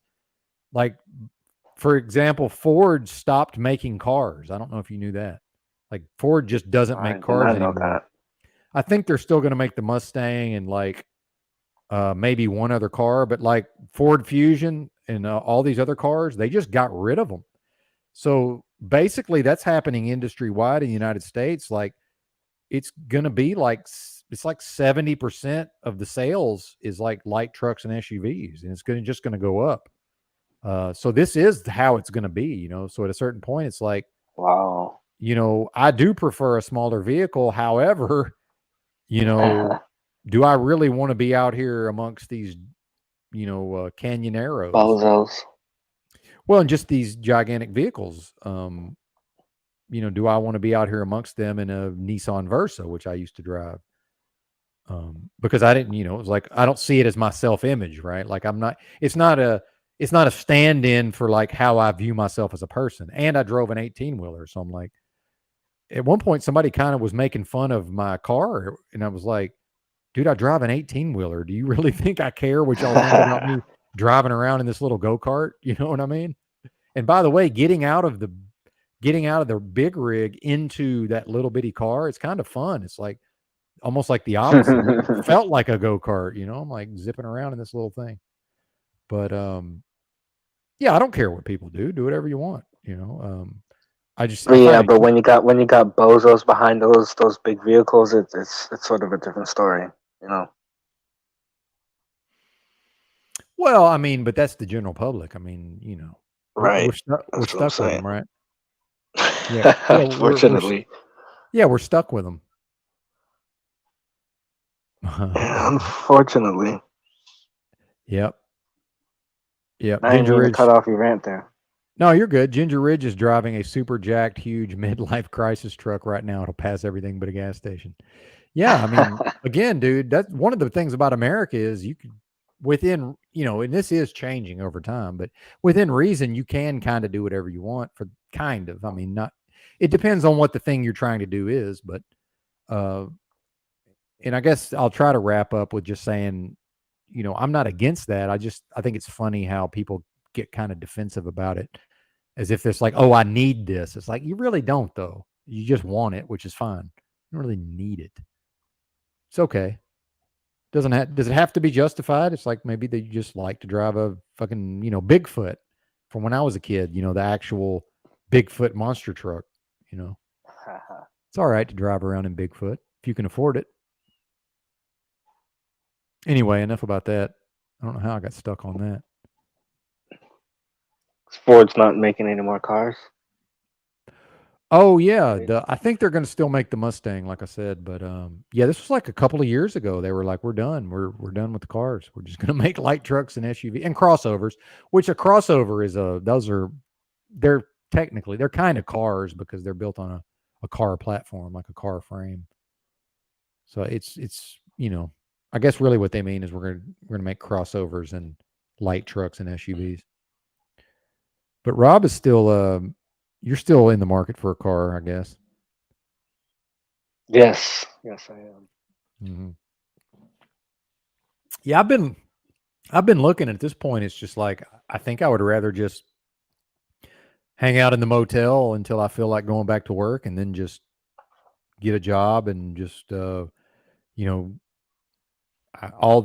my belongings ended up in this motel because I took them out of a big rig and directly into this room. So I guess I could get a different truck driving job in the area and bring the truck here and fill it back with all my stuff, right? I mean, why not?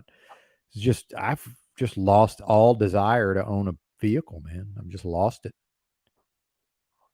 I would like to go to Arkansas, and I got some things I'd like to do, but I've just lost interest. But you've never had one, I don't think. Is that right? Never had a car? No, never had one. Yeah. Yeah, you might as well see what it's like. It gets old, man. Try. I know. I do like driving though. I love driving. Yeah, man. And you're you're taking those long bus rides and everything. So yeah, I'm thinking about just saying fuck it and getting get a motorcycle. I've always wanted one.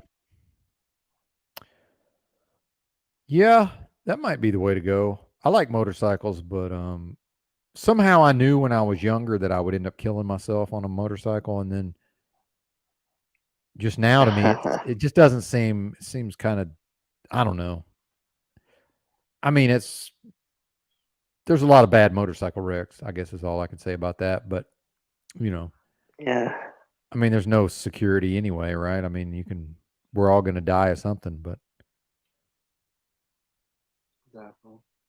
I don't know. But yeah, motorcycle, depending on what you get, why not, man? I mean, if you buy the right thing, it'll pretty much keep its value if you keep it, if you keep it in good shape and all that. What about motorcycles? I'm sure some of the live chatters can probably know a lot more about it than I do. Yeah, I think I'm gonna get a motorcycle eventually. Nice. Still inside that McDonald's. Yeah, I didn't realize that Christos was doing the DoorDash. Yeah, I'm waiting forever on this order. That's why I haven't been talking. Yeah. Good old fast food, right? It's not very fast in this case. Well, and yeah, RT, shout out to RT's 2005 Toyota Sequoia, 381,000 miles. Yeah, you can't hardly beat a Toyota, that's for sure. But,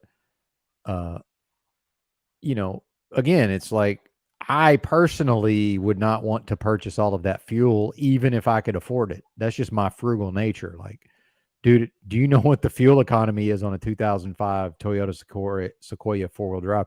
I'm just going to guess 13 city. I'm just guessing that off the top of my head, but let's look it up because I'm curious. That's bad. That's very bad. That's very bad fuel economy. But if you can afford it, I mean, who cares? He's like, oh, we got to save the environment, people.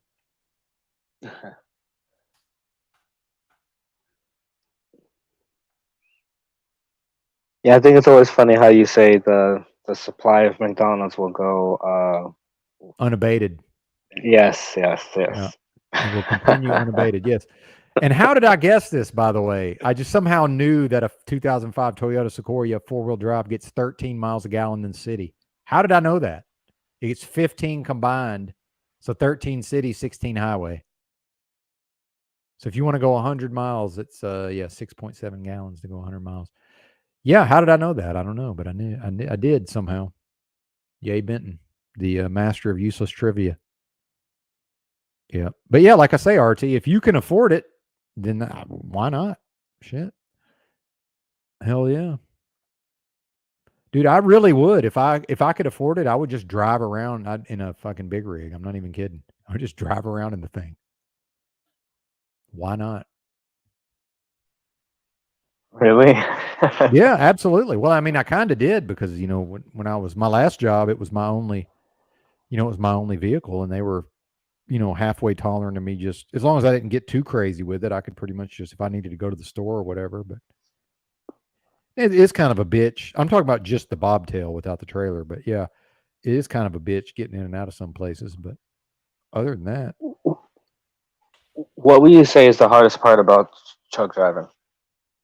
backing up for me. Backing up. Some people are real good at it, man. Like some people are just really naturally good at it. I'm not one of those people. I was terrible. I'm still not that great at it. I can do it, but yeah. Oh God, it's horrible.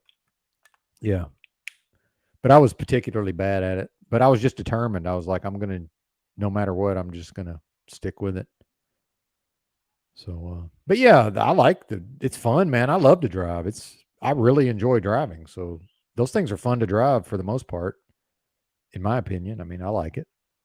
And that's kind of where I'm at with the pickup trucks is if you like to drive, the fact is a car, it drives better. It just does. But, I've driven like a Tahoe and I was like, damn, this thing drives way better than I thought, because I worked at the airport transporting rental cars from one side of the parking garage to the other. But then sometimes we'd go out on the road with them.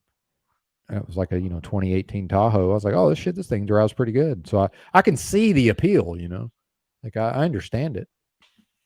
I get it. Oh, big rig. In between like a late model with the between, let's see, anywhere from 5 to 10, I would say. Average, I think I was averaging probably close to 7 in the Kenworth there, but I've never really given a shit about fuel economy. Like my first company, we had a part of the if you wanted to try to get the bonus, part of that was fuel economy, and I just don't care.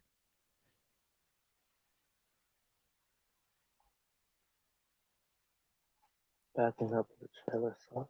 All right, Yeah, I was reading Freedom Growers. Thank you, Provo Kid. Appreciate that. And thank you, Provo Kid, for the subscription. Appreciate it. Well, no, Provo, he's correctly noting that I'm having trouble moving on to other topics for whatever reason. And and here's another thing. I'll try not to blame my my illness and all that, but because I don't like making excuses. But I don't know. I really wasn't planning on going live at all. So I am very grateful. Number one to Rob Cleveland and Christos, both riding shotgun. Much appreciated. Although I guess you can't really both ride shotgun, so that's kind of not the right. It's kind of not the right terminology, right? But riding along in the Benton car here or whatever. But then now that's a gang. We're not a gang, so. Well, thanks it's funny. for picking me up on the side of the road. Oh yeah, absolutely, anytime. And I got to address this. I wonder if Provo Kid really drives a PT Cruiser because they look ridiculous. I could totally see it. Dude, they're actually, considering what they cost and what they are, they're actually pretty decent cars. I'm not even kidding. I know it sounds insane, but I almost went to look at a car today, and I shit you not, it's a fucking PT Cruiser. But I'm trying to, if I do buy something, I'm trying to buy something as cheaply as possible. And I happen to be, there's a whole bunch of car dealerships where I'm at. There's a bunch of used car dealerships, but almost everything they have that is dirt fucking cheap is not a kind of car I would ever consider. So the only one I found around here that I know I could probably get cheap enough is it's a 2003 PT Cruiser. and it's a ridiculous look. If you just look at the thing, you're like, what is this? But, it's got it's very roomy inside. It's not terrible on gas, although 23 is not great. It's not terrible, right? But it A looks, box car that I was surprised I had a lot of room in there, and I'm sorry to cut you off there. Is yeah, those Scions? I think they're called. yeah. The little boxy ones. Yeah. Those things are surprisingly roomy. Mm-hmm. Well, that's the point the guy was making on the video about the SUVs, was that they really don't have that. You just assume this has got way more cargo space and interior space than a car, but it's not really the case. It ends up not being true. But yeah, even a little hatchback, you'll be surprised at how much room is in a lot of those. But well, and for me, I would want to be able. I hate sleeping in cars, but it is nice to occasionally be able to sleep in the car if you have to, and then hauling around. Like if I'm not having a house or a place to live, and I've got all my belongings with me, then it is nice to have for that part of it. But dude, it's about to be summer here, and it's not Vegas hot, but it's hot, and I definitely can't sleep Oh in man. I definitely can't sleep in a car in the heat. That's not an option. So I think I'm probably just not going to buy a car, but I like those Kia Souls, actually. Again, ridiculous looking vehicle, but they're actually, if you just want to go some places, economically, and they drive okay. Yeah. And I found one on Craigslist, and I like manuals too, if possible. I found a manual, and then I also found a little 2-door hatchback Yaris 5-speed, or probably a 6-speed, actually, a manual. But I think, man, that some of these cars are just too small, man. I would hate to crash into somebody's. I'd hate to have somebody's SUV T-bone me or something.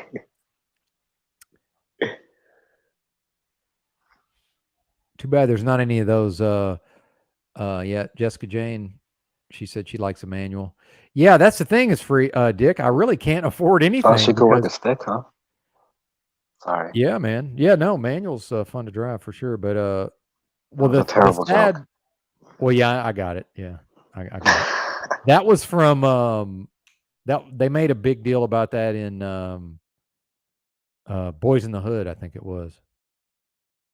You remember that? There was a scene about that. I vaguely remember it. I think I've seen the movie like twice. Oh, That's okay. about it. Anyway, well, I wasn't bringing it up Like- because you're black, Rob. That's not the reason I brought it up. Well, yeah, and this Like is I said, I'm not much of a movie guy.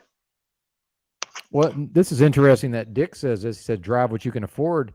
It's like, yeah, man. The thing is, if I work as a long haul truck driver, I can afford a car, but I really don't need one at that point. But it is nice to have one at the terminal, just in case. It's nice to have. But yeah, that's a good point.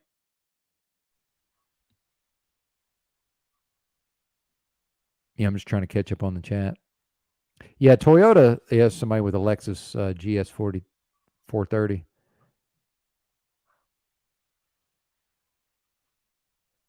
Yeah, you can't kill some of these. Well, and in fact, I found because yeah, he's right. If it's actually built in Japan, I agree.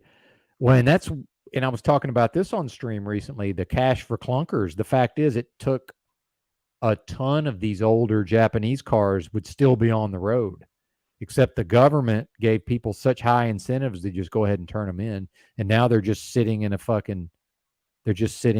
lot somewhere, or probably out in the desert, like literally just out in the desert somewhere. So I found a 93 Honda Accord. It was exactly like the one my first wife had when we first met, built in Japan, great car. And the guy kind of misrepresented it. So I should have known, because he actually brought it to the motel. I should have known something was wrong, that he's willing to bring it over here, but it was just too rough, man. Dude, I would have bought the thing. It was just, it was too rough. And I'm like, dude, I'm just not a mechanic.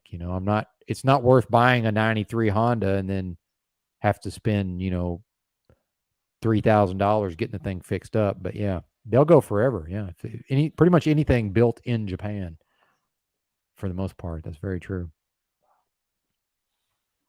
But yeah, motorcycles. By the way, we got a Freedom Grower saying riding a motorcycle is a blast. Yeah, I've enjoyed it the few times I've ridden one. Hasn't been many times though, actually. I've ridden on the back of one, and that was a blast. Yeah, that can get kind of scary though, depending on who's driving. You know what I'm saying? Like, Yeah. I think I'd rather drive. I'd rather be the one in charge if possible. But yeah, I've been on the back of a couple of bikes. That probably doesn't shock anybody. Then I would say that, but it's a little bit of a weird feeling, you know. It's like now I'm trying to hold on to this person driving. Yeah. It's can be a little that can be a little awkward. Yeah. Oh, were you really? Were you really ABT? Yeah, PT Cruisers. Yeah, they're one of the reasons why they're attractive is because nobody wants them, so they're dirt fucking cheap, but they're actually pretty good cars.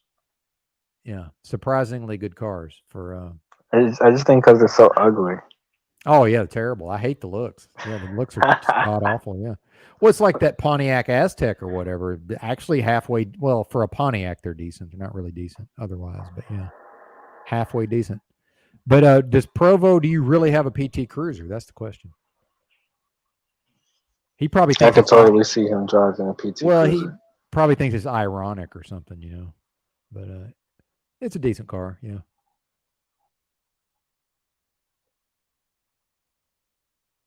But yeah, I've completely lost. And somebody says, "Yeah, plastic shit built by jabtards." I've completely lost interest.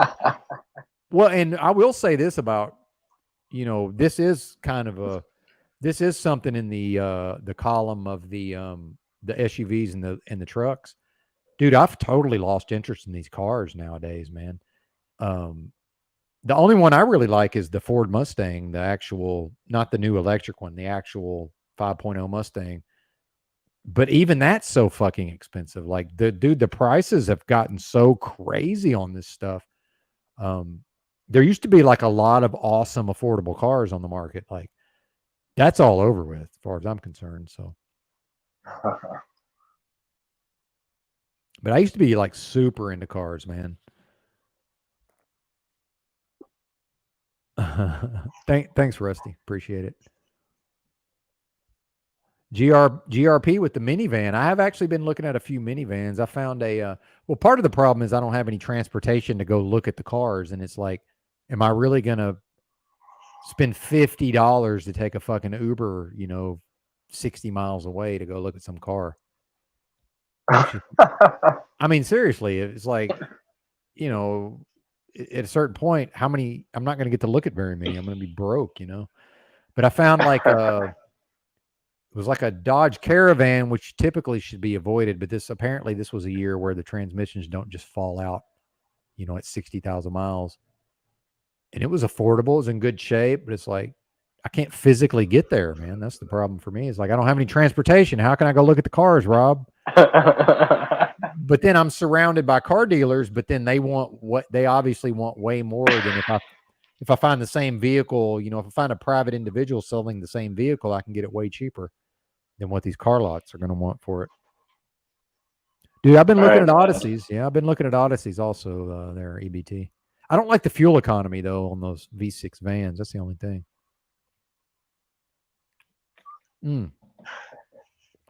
Let me show EBT what I found that I would probably buy if I was going to buy a car, which I think I've decided against.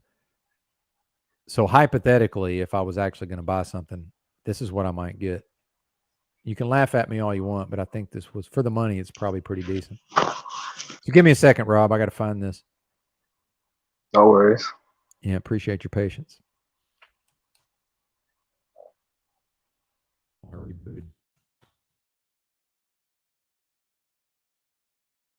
Trying to remember what this thing was. Oh, it was yeah, I remember what it was.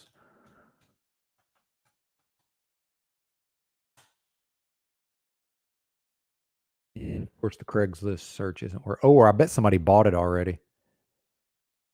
Yeah, I got a screenshot of it, but I don't think it's that serious. I bet somebody bought the thing. When this guy that he showed me is, the guy that brought his 93 Accord over, he kept saying, "Oh, you wouldn't believe all the calls I'm getting." I said, "Yeah, I would believe." I said, "None of those people have the cash, man." I said, "None of them have the money." I said, "I have the money. Unfortunately, your car is too rough for me." I said, "Yeah, they're gonna blow your phone up, but none of them have the money. They're gonna want to make payments."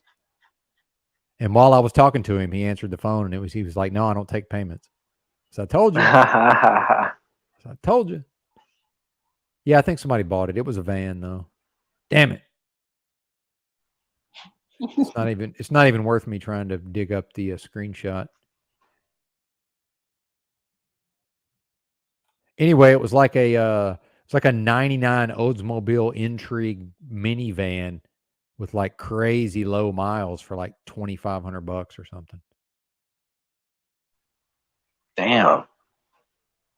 And it was like in great fucking shape. And I don't even like American vehicles. I'm kind of I definitely prefer foreign, but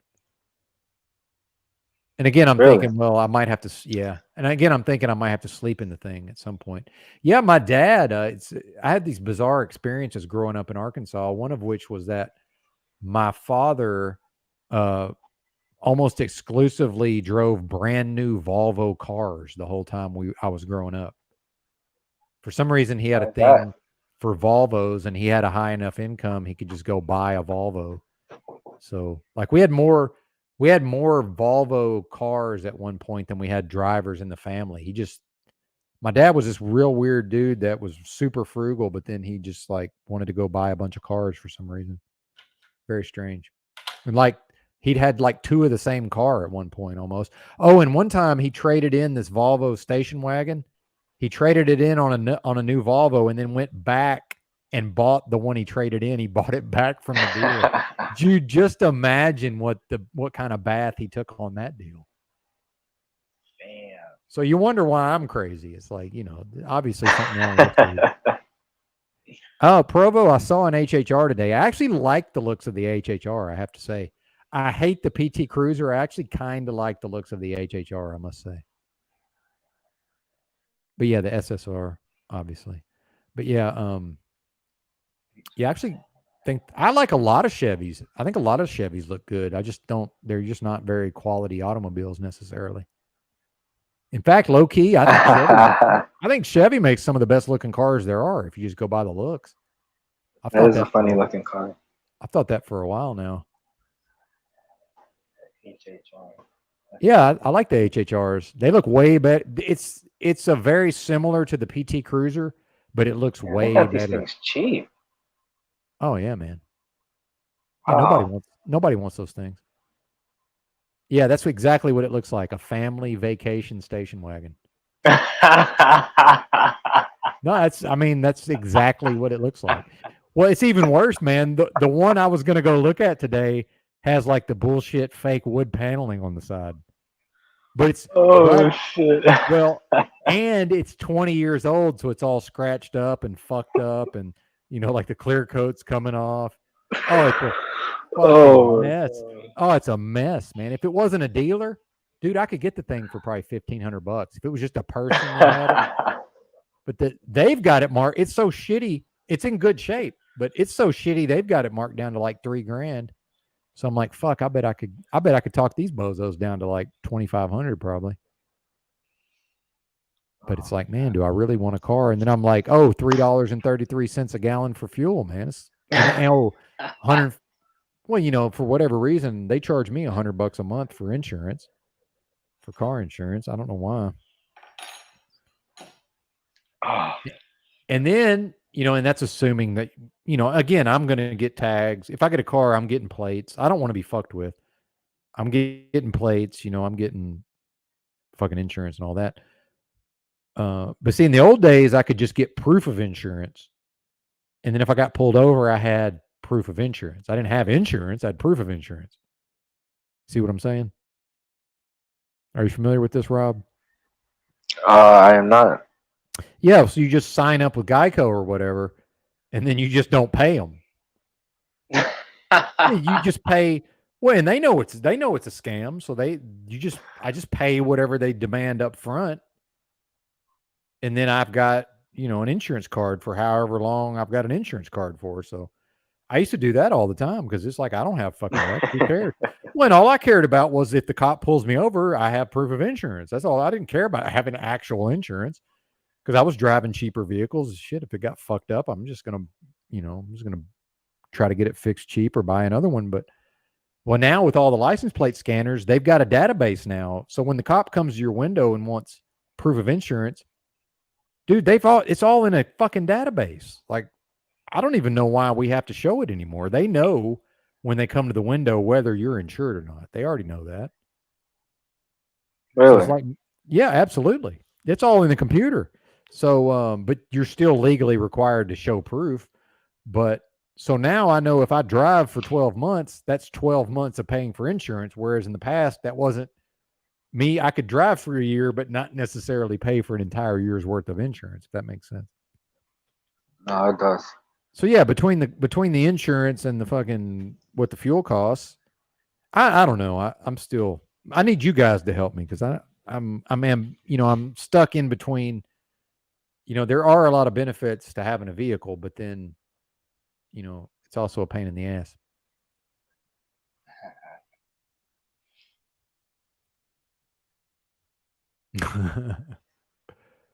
Yep. Yeah, these cops, man, with these computers, they have way too much access to information, in my view. And people have just allowed it to happen, and I haven't really seemed to care. So you see a lot of, especially if you watch a lot of these videos of the the poor folks, the people on the lower rungs of society economically. They're driving around in some old beat up vehicle, which, by the way, I like old beat up vehicles, but and a lot of them are drug users, and so they're riding dirty. But I don't think they know that, if I drive past a cop and the vehicle isn't insured, the cop, and some of these cars have just automatic license plate scanners. All you do is drive past, the cop is parked at an angle where the computer just automatically scans your license plate, and it probably just makes a noise, beep, beep, boop, boop, and then it's like, hey, they don't have insurance. Go pull them over, Yeah. Yeah, you would think it would be land of the blinded, but for some reason, it's $100 a month. No matter what I do, it's $100 a month. And now, that's for like the lowest rung of liability. I have a terrible credit rating, and I'm sure I'm in a database as, hey, this motherfucker used to get the proof of insurance all the time and then never give us any more money. Like, I don't think Geico will even insure me at this point. I've done that to them so many times, but well, because it looks bad if your insurance just canceled, because that's, I was young and didn't care, so I just let it get canceled. But, now that I'm older and looking back on it, I'm like, yeah, that probably does look really bad. I'm sure there's a record of that somewhere. It says, hey, this bozo's had like 20 fucking insurance policies canceled because he didn't pay them. But yeah, you are right, Ginger Ridge. It's all a racket.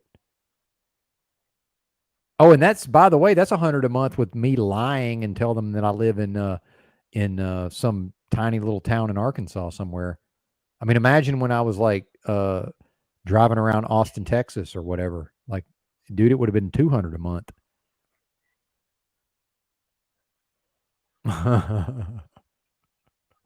I'm sure with your great credit and this is funny. Yeah, exactly. My credit is terrible, and I have no retirement. Well, my retirement plan is pancreatic cancer. That's my retirement plan. And I'm not trying to make it morbid here, guys, but I don't think I'm gonna have to concern myself with retirement. Thankfully, I used to skillfully avoid expensive divorces by not owning anything. The 2 times I was married, so I'm skillfully avoiding having to save for retirement and plan for retirement by dying prematurely. So I got that going for me. Oh, sure. Yeah. EBT says they have license plate scanners at malls and Walmarts in Chicago. Is that like the security thing they put in the parking lot with the cameras and shit on it with the blue lights? All right, Ben, I'm about to head out. All right, man. I'm just rambling anyway. Yes, Paul just went live. Oh yeah, right on. Yeah, if Paul's live, then I'll wrap this up and everybody head over there. But I got a little bit ahead of steam, but I'll probably keep going for a little while. But thanks for being here, Rob. Have a good day, brother. You too, man. Thanks for having me. Yes, I'll sir. hang up. Anytime. Oh yeah.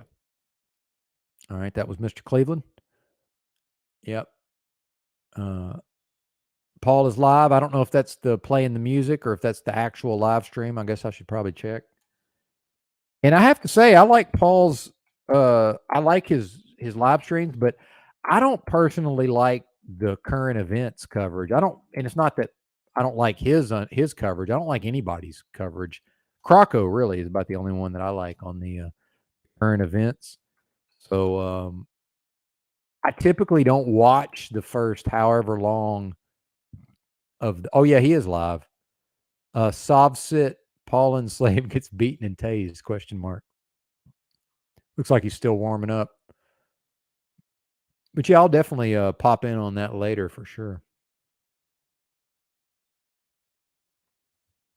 Yeah, exactly, Jessica. I'm just and I think I blame EBT and Drew and also Tinfoil to a lesser extent.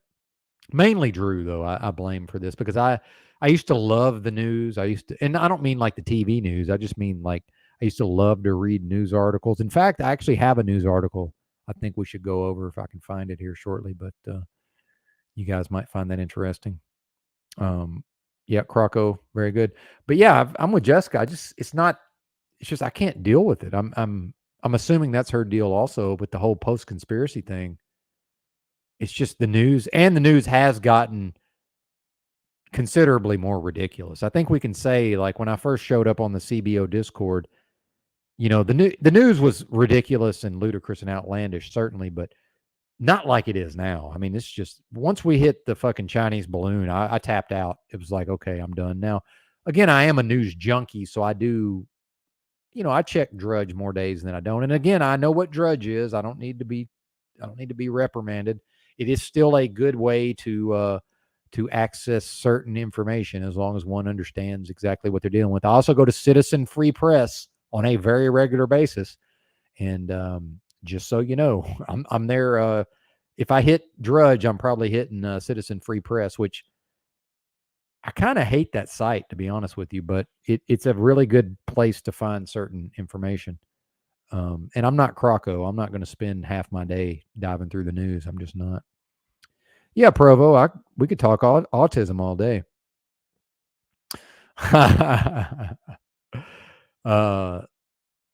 No, I won't, Benja, but you're welcome to hang out. That's what I would say is, yeah, it's, I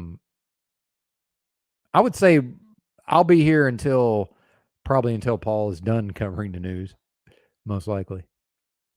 But who knows? I mean, I don't feel any obligation to just, it's more so that, the audience will obviously drop off, but I'm okay with that also. I don't even know what I'm trying to say at this point. Oh, really? That's interesting. Jessica was a journalism student.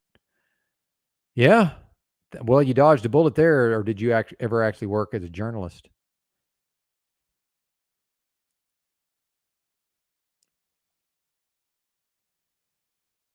The cell hack. See, this is the kind of stuff I like to talk about. Well, I like to talk about all of it, but this, cell hacker van, and then those Stingray devices. I still meet people in the so-called truth community that have never heard of those Stingray boxes. I'm like, oh yeah, dude, they just hack your fucking cell phone, man. Like most cities just hack your phone. What's up, Christos? Am I coming in clear? Yeah, man, you're good. Okay, Paul, so yeah, go ahead. I was just want to say thanks for having me earlier. I was really enjoying how that dynamic started off between you, Rob, and I. I think that was a good discussion we were having with the chat, uh, going back and forth with us as well on the topics. I think that was definitely a good dynamic. So I'll be sure to hop on again if I see you and Rob on here, or if it's just you. If you're going to be doing this on some type of regular basis. And Oh yeah. no, I'm not saying you need to start doing it every day, but yeah, I didn't even Well, notice you hadn't been live in a while. But yeah, I just want to say that and go ahead. well, sorry to interrupt, but I think Saturday was the first day I didn't go live at least once a day for like probably a couple of months, at least like 6 weeks. But yeah, I think I'm probably just going to go live every day, no matter what. And just, I mean, what else do I have to do? I might as well, right? Awesome. Yeah, man. Yeah, I mean, there's a lot of space to fill, honestly. I think so. I just got to get over because I really want to go live at like 3 a.m., but I'm just not able to because I'm just too considerate in some ways. I can't be in here disturbing. Somebody might be trying to get a good night's sleep, but then again, I don't even know if anybody's next door to me or not half the time. It's like maybe somebody's over there, maybe they're not. Exactly. Shout out to hypervigilance. Indeed. There'd be times where I did, or you would make me want to wake up early or just hop on in the middle of the night because I saw you were live with people. Yeah, man. That's awesome. Thank you. I take that as a compliment. And maybe I can get, maybe I can rest enough to go back to work, and then hopefully I can find a job where they won't be trying to monitor me. Because it is kind of I had a bit of a luxury being a company driver and being able to actually live stream while I was driving. Because some of these companies have they have a camera facing the driver, right? Oh, wow. Yeah, definitely.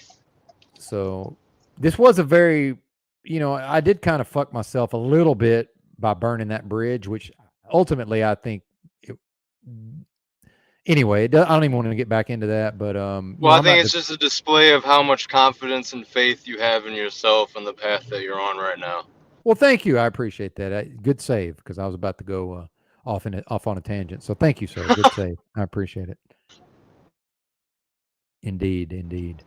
Oh yeah. Are you about to wrap up here? Because I saw you were still live, and Rob had hopped down. And I finished up my nonsense I was dealing with earlier. Yeah, I'm just I'm probably going to keep going for a little while. What I was telling folks is pretty please if, obviously I want people to go over to Paul Enslaved. He's live now, but me personally, it's not Paul himself. It's just, I've gotten to where I can't really deal with the mainstream media coverage. I just can't deal with it.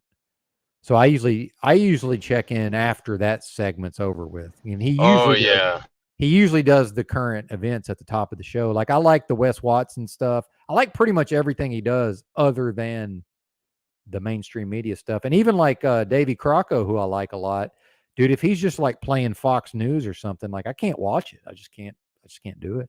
Or CNN. It doesn't matter who it is. I can't do the TV news. I hear that. Yeah. I normally miss that segment, and then when I don't miss it, I usually tune out or don't listen long. Well, and then I pay attention to what Paul says. And I'm not saying other people don't, but I heard Paul specifically say that some of his viewers, they really look forward to the current events when he covers the news. And so he tends to put that at the start of the show because he says he seems to understand that he has some viewers, they want to tune in for that at the top of the show. And then they might, I don't think he said, so I heard him say that more or less, but that was my interpretation. But then I'm also kind of extrapolating that maybe some of those people aren't as into the drama. So I can definitely see that he seems to understand,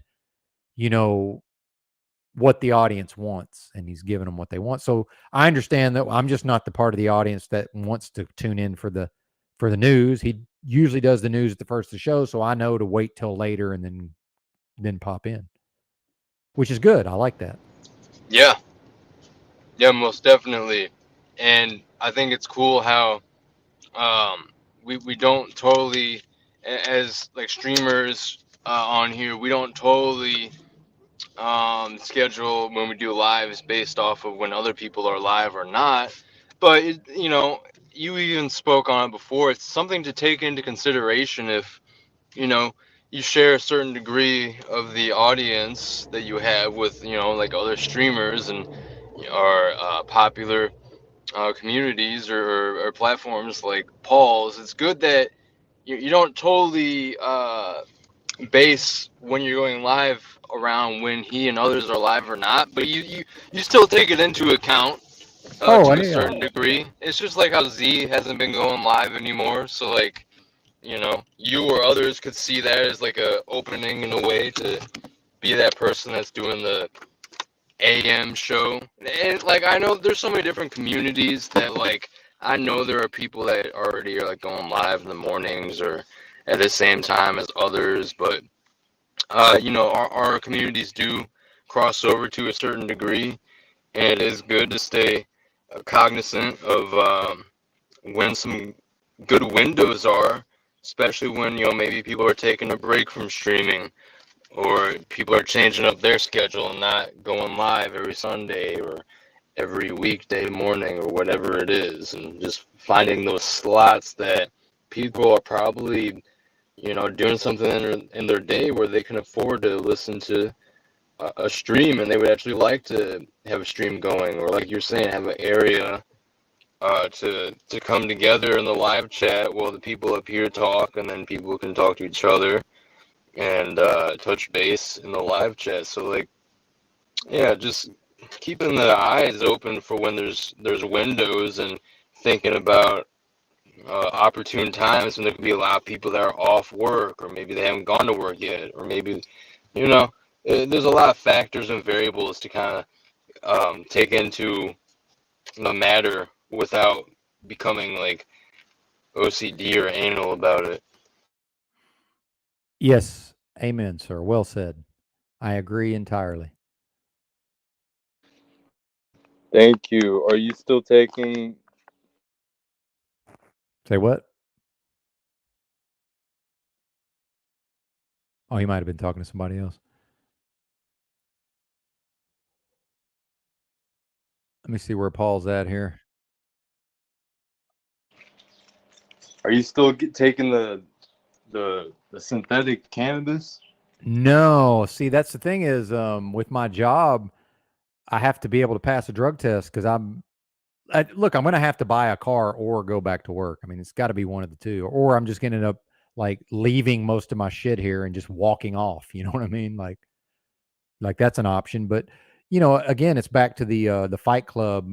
The first thing that I don't like this idea of woke up, but one of the first things that got to me was that movie Fight Club, where they said the things you own end up owning you. And I was super fucking normie. I was still with my first wife. We both had professional jobs. I had a mortgage. The whole thing, everything but the kids. At that point, and I saw that movie, and for some reason, that really just slapped me in the face. And it's like I'm looking around at all this stuff, and it's like this stuff does kind of own me unless I'm just willing to walk away from it all and other than what I can carry. And it's like, monetary value, it's not even really that it's worth a lot, but it's like, it's my stuff, it's like, I kind of need my stuff. Right.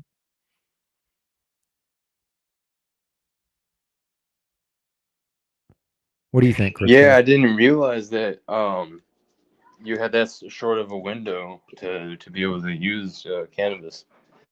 Mm-hmm. Well, I mean, because historically what I would do is I would just do as much as I wanted. And then it was like, I knew once I was going to go back to work that I needed to allow myself 30 days, to make sure it was out of my body. But with my health problems, I'm thinking now I have such little body fat that I don't know. I'm probably just going to, because actually in the past, I would actually pay for my own drug test just to make sure that I was clean. So, because it's just the, the cost is too high if I was to accidentally fail a drug test, in my industry. So, I'm probably going to do like one of those cheesy $20 tests like in a week just to see if I pass that or not, because if I pass that, then hell, I could probably just wait another week and then probably be good, if that makes sense.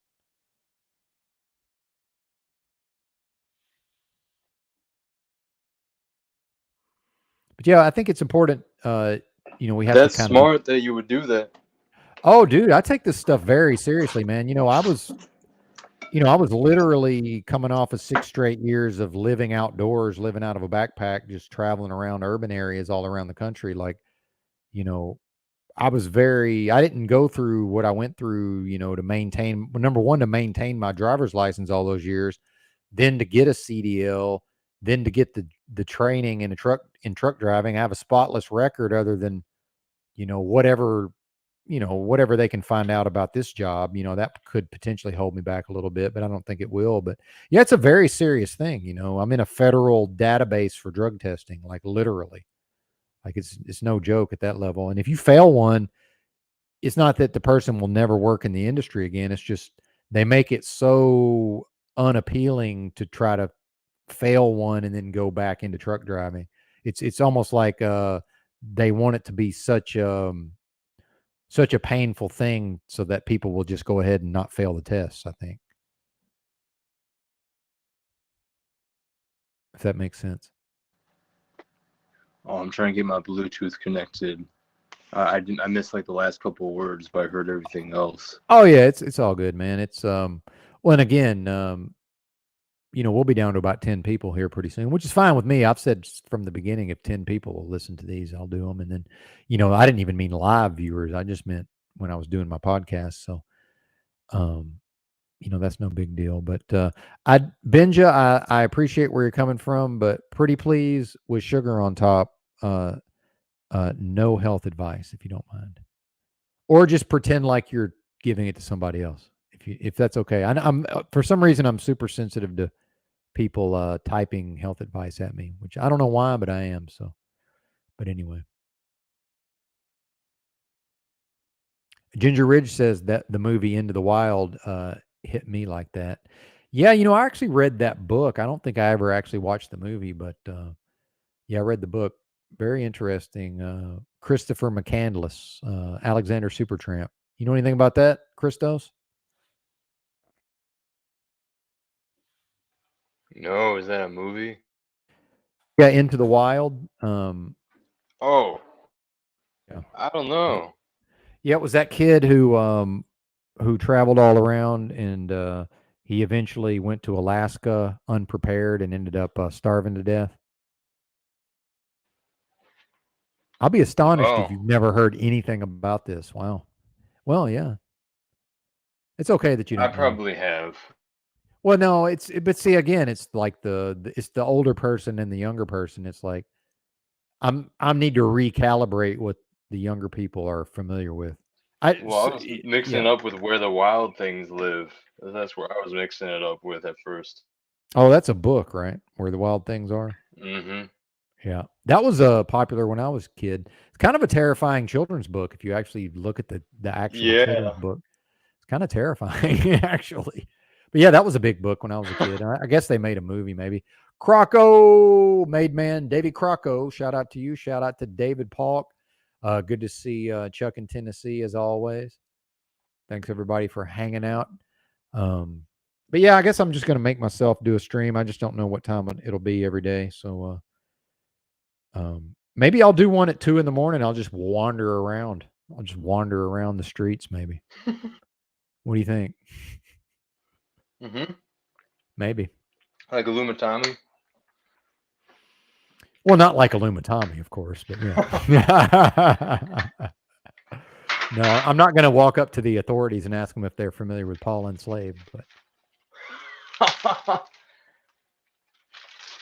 and just for the record, I have no beef with Tommy. Just for the record, in case anybody. Oh yeah, Tommy's great. Well, I mean, except for when he's not. But yeah, I like Tommy overall. But I've been critical in some ways too, so there's always that.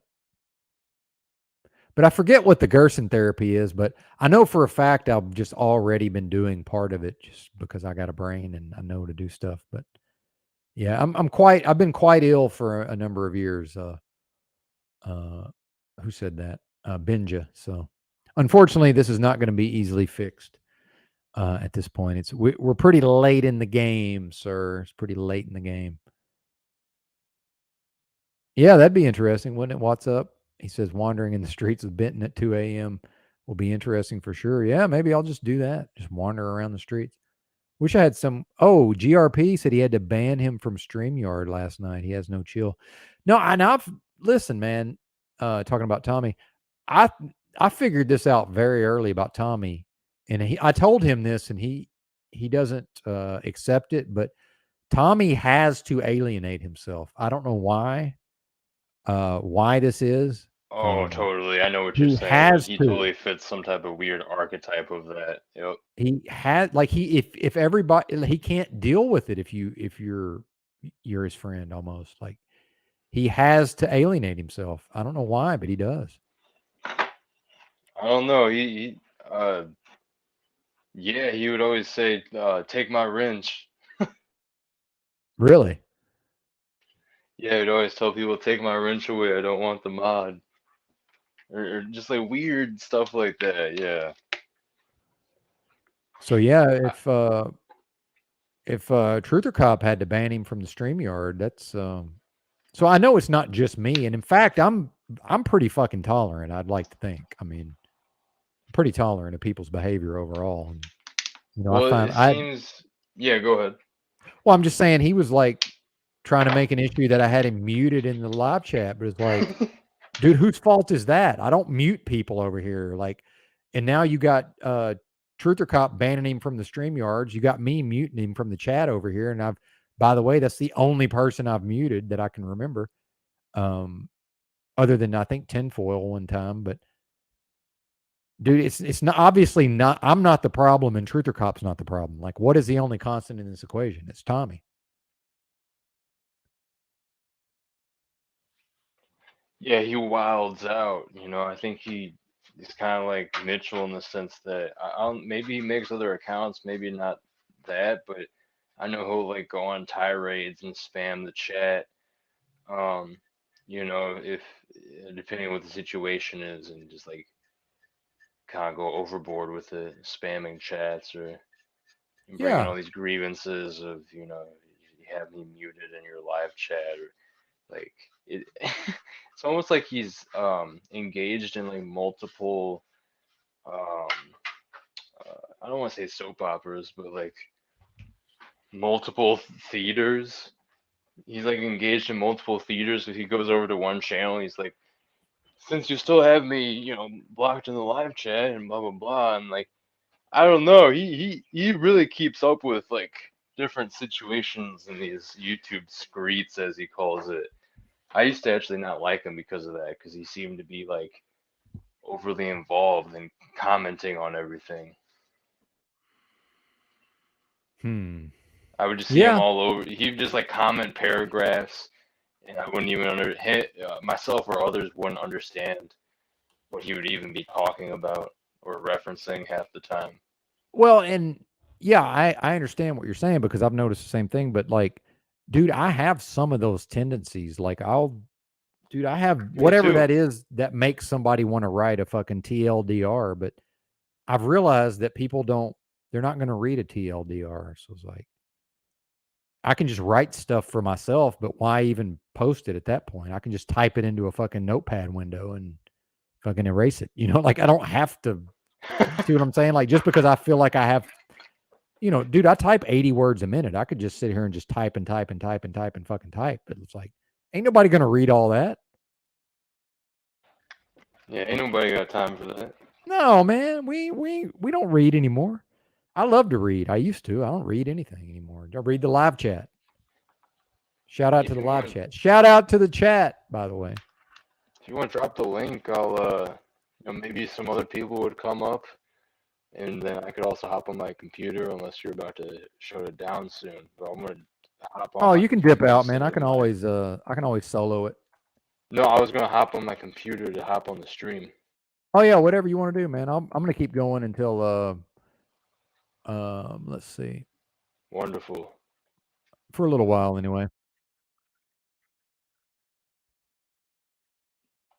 Could you hear that when I okay, never mind, he's gone. Thank you, sir. I appreciate that. Razvan shouting out to me. Hey, here's Christos. Did I hear something? Is that what you said? Like a noise on your end? Yeah, because I clicked over to Paul's stream real quick. I didn't know if the audio came through. Nope, it did Okay, not. good. Yeah, it's not supposed to, so that's good. Yeah, you're still going strong. You got over 20 people. Yeah, you're definitely people like you. Yeah. Well, thanks, man. I You appreciate definitely that. have a genuine following. Yeah, I guess it's something, man. It's like You know, it's not an existential crisis, but it's like a live stream. I go through like these existential crises with like the live streaming because it's like, dude, I can just come on here and like read it, part of a news article and just talk about it, and I can play like some snippets from a video and talk about it. But then, I kind of wonder like how interesting is that anymore, really? I mean, I'm kind of losing interest in that type of content, but I don't know, man. Like, I feel, gratitude to be able to just talk and have anybody listen, honestly. But then it's like, obviously want to do the best content I can. And then dealing with the health stuff also, it's like, I don't really have anybody to talk to other than the actual live stream. So it's like now I'm on my live stream, which I consider to be our live stream. I really do view it that way. But then now it's like I'm talking about the thing I'm doing right now. So it's like at a certain point, that does become kind of self-indulgent, I guess. It's like we're talking about doing the thing. Why not just do the thing? But, I go through a lot of this kind of like a trepidation, if that makes sense. Like, that's one of the things I was going to talk about, like if I could have went live at 3 a.m. this morning, that's one of the things I would have wanted to talk about was like this, just like a certain amount of trepidation with respect to, the actual content. And then like, does it really matter? But I think it does matter because it's like, on some level, I think a lot of people are just, we're in this crazy world and this, whatever this is, this beast system. And we're, doing, I don't even mean we, but a lot of individuals are doing the best they can. And I'm one of them, I'm one of these people who are doing the best. I'm doing the best I can to maintain my sanity, I guess is what I'm trying to say. And I do think this helps, man, on some level, just being able to know I'm not so nuts that it's like, yeah, I know if I go to Walmart and start talking like this, they're going to think I'm out of my fucking mind. But I can go on my YouTube channel and talk like this. And it's like, people are like, fuck yeah, this is great. If that makes sense. For Walmart, I was trying to change my audio settings so I could walk away from my computer and still talk, but I missed the last part. You could walk into a Walmart and say "fuck yeah" or something. No, I'm just saying, like, I could go talk to people. Like, I'm pretty good at just like engaging people in conversation, dude. I can just go out in public and I can have a conversation with people, but I'll either have to limit what I'm saying, or at a certain point, they're just going to want to tell me about their baby truth or whatever QAnon, whatever kind of QAnon stuff they're into. But then, I could have a view of like, well, I'm just out here trying to, maintain my sanity, and then, suppressing these thoughts and ideas. I could internalize that and think there's something wrong with me. But then I think and I'm sort of speaking for the audience here also, because I am also part of the audience as well, is that this, whatever this is with the live streaming, it does seem to help keep my mind centered and focused and realize that I'm not the crazy one. It's actually this realm is what's crazy. It's not me. I'm actually doing pretty fucking good overall, but it's everything outside of this is just bananas.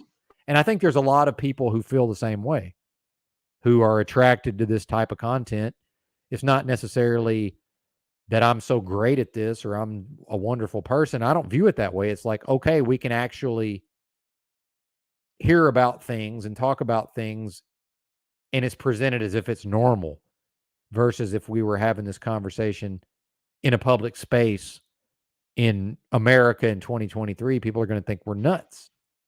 They're going to try to get away from us. I totally understand what you're saying now. Yeah, good. Thank you. So yeah, I know, and that was a lot of words to try to say something that's really not that complicated. But and shout out to if I'm saying this right, Sherelle Snow, who might be a new viewer. I'm not exactly sure, but we got a few of them, man. We got a few people that sneak in from time to time that I certainly appreciate.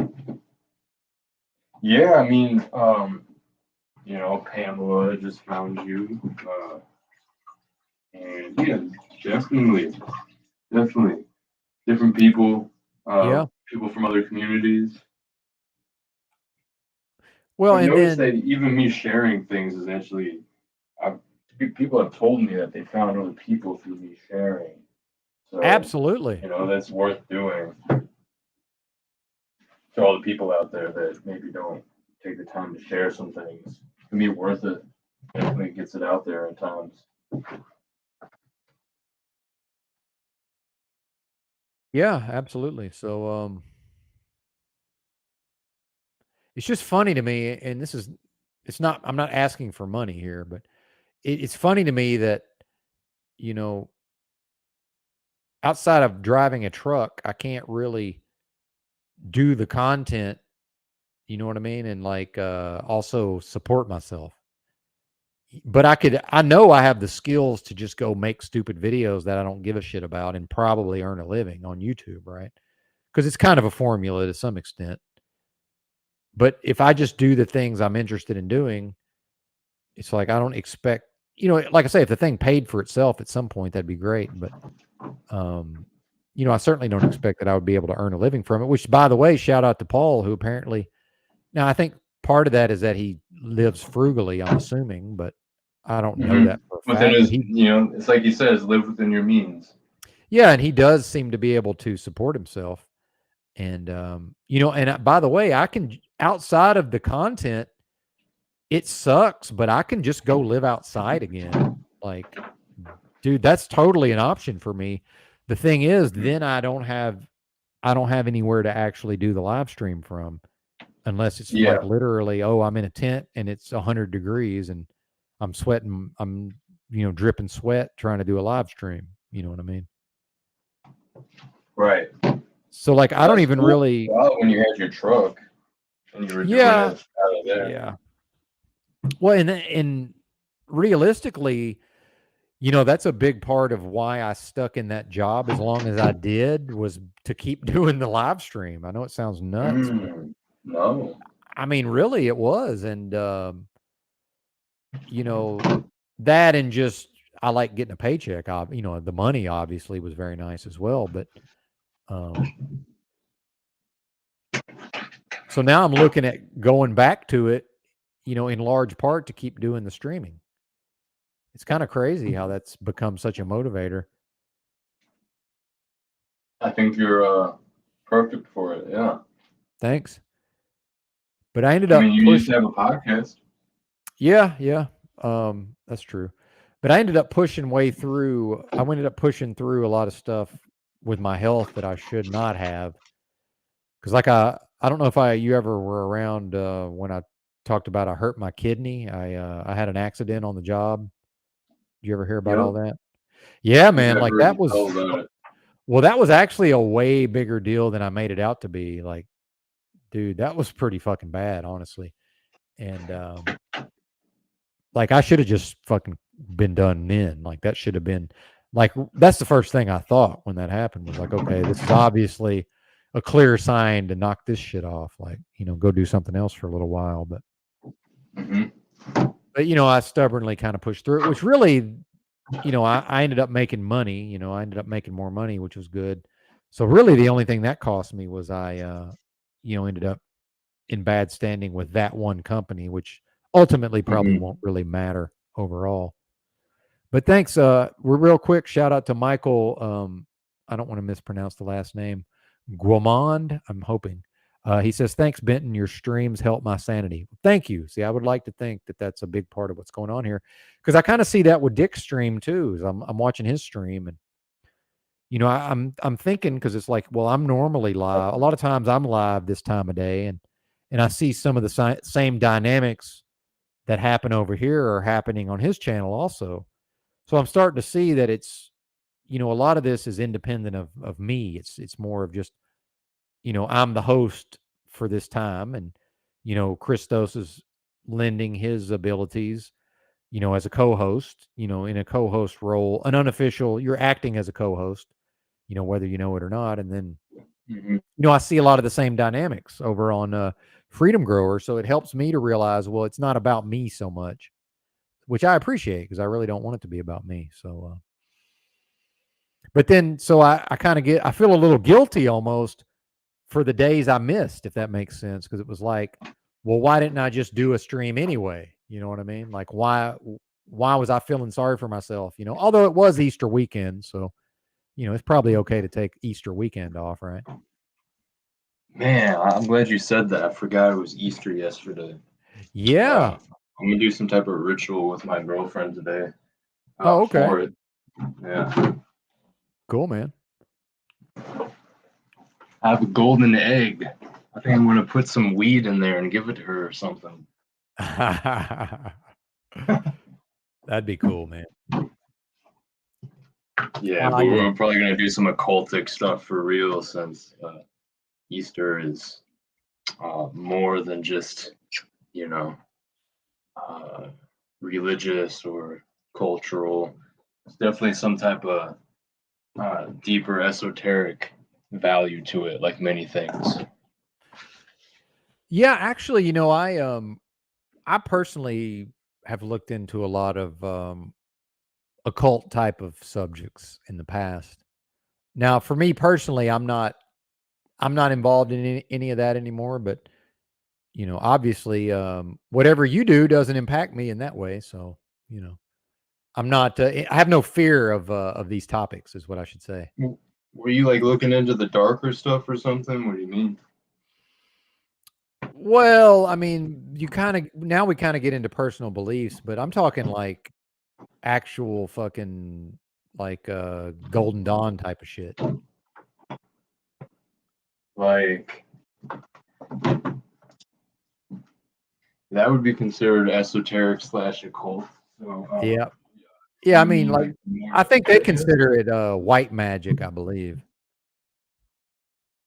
Mm-hmm. But to me now it's all bad for me, right? But I have this view where. Oh, really? But for me personally, because of my current set of beliefs, yes. But when I was interested in those topics, if somebody would have been like, "Hey, that's bad," I didn't view it that way. So I don't view it that way for whatever you're doing. My thing is I feel like I've moved on from that stuff, me personally, but I do think there can be value in those sort of practices. But and again, I try to I steer clear of advocating for anything. It's more of just,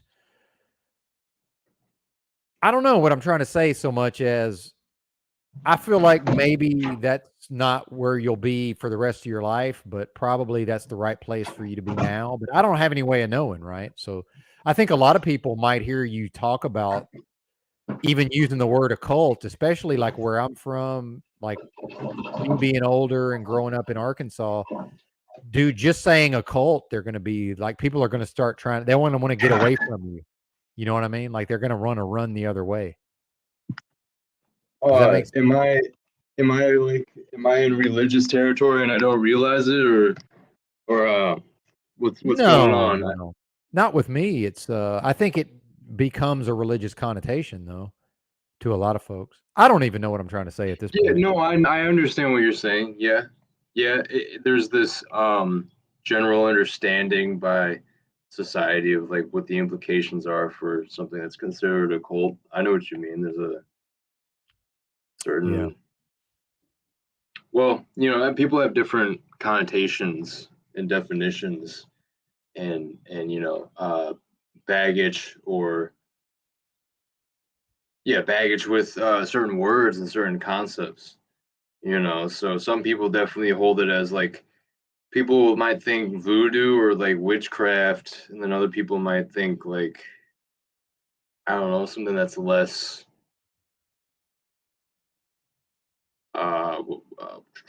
what's the word, hostile.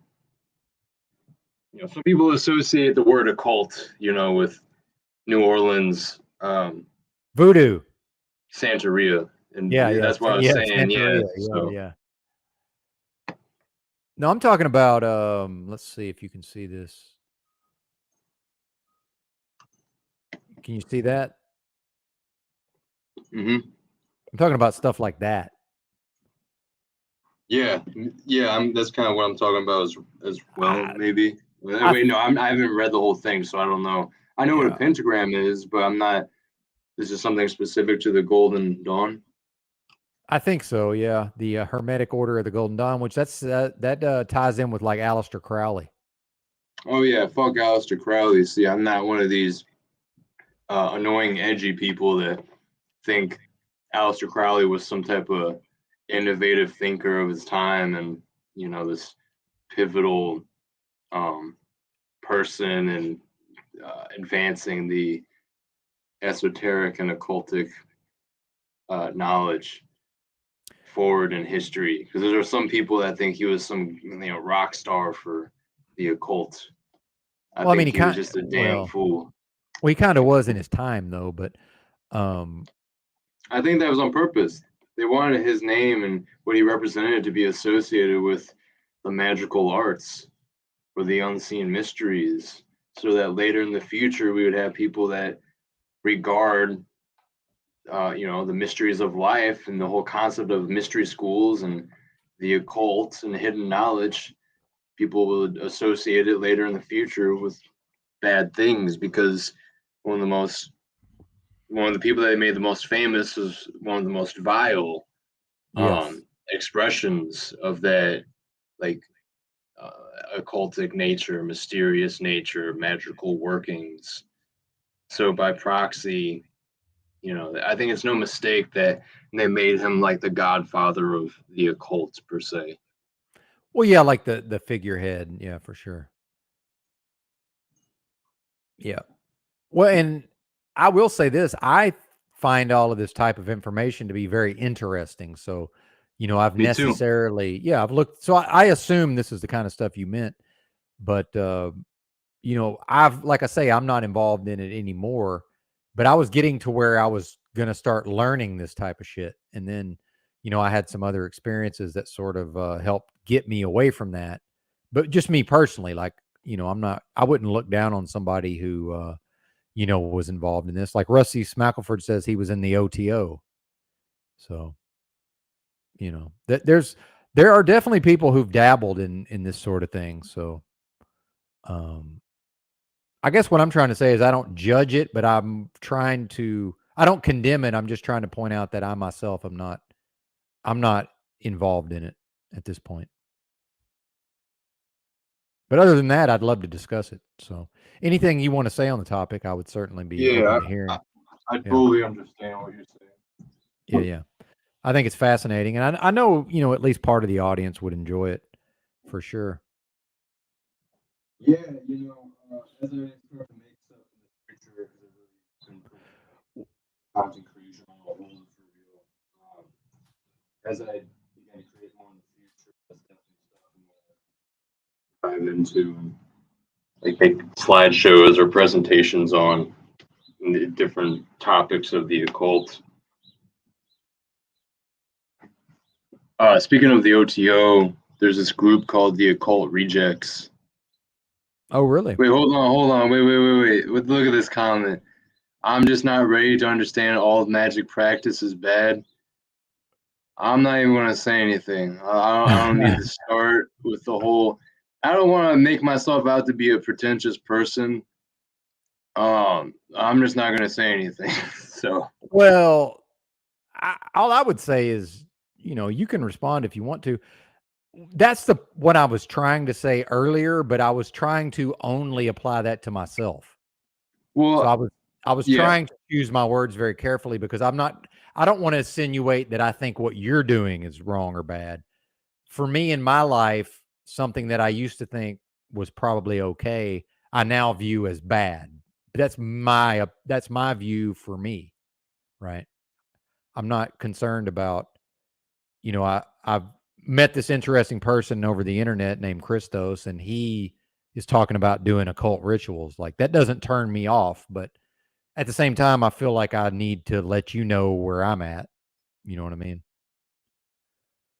Because I would like to talk about it, but I'm also trying to manage the audience's expectations, because I know some of them probably feel the same way as me. So what do you think? Do you just not want to talk about it, Christos? Christos may not want to talk about it. I was making a smoothie, or I was using my magic bullet. That's why I Oh, wasn't okay. saying anything. Oh, right on. Well, and we got plenty of time in the future too. We don't have to hash it all out right now. Who do you think magic works, or We lost your my audio. audio bad? Yeah, you're good now though. Am I here? Mic Yeah, you're check. here. You're here. Yeah, so I know there's this like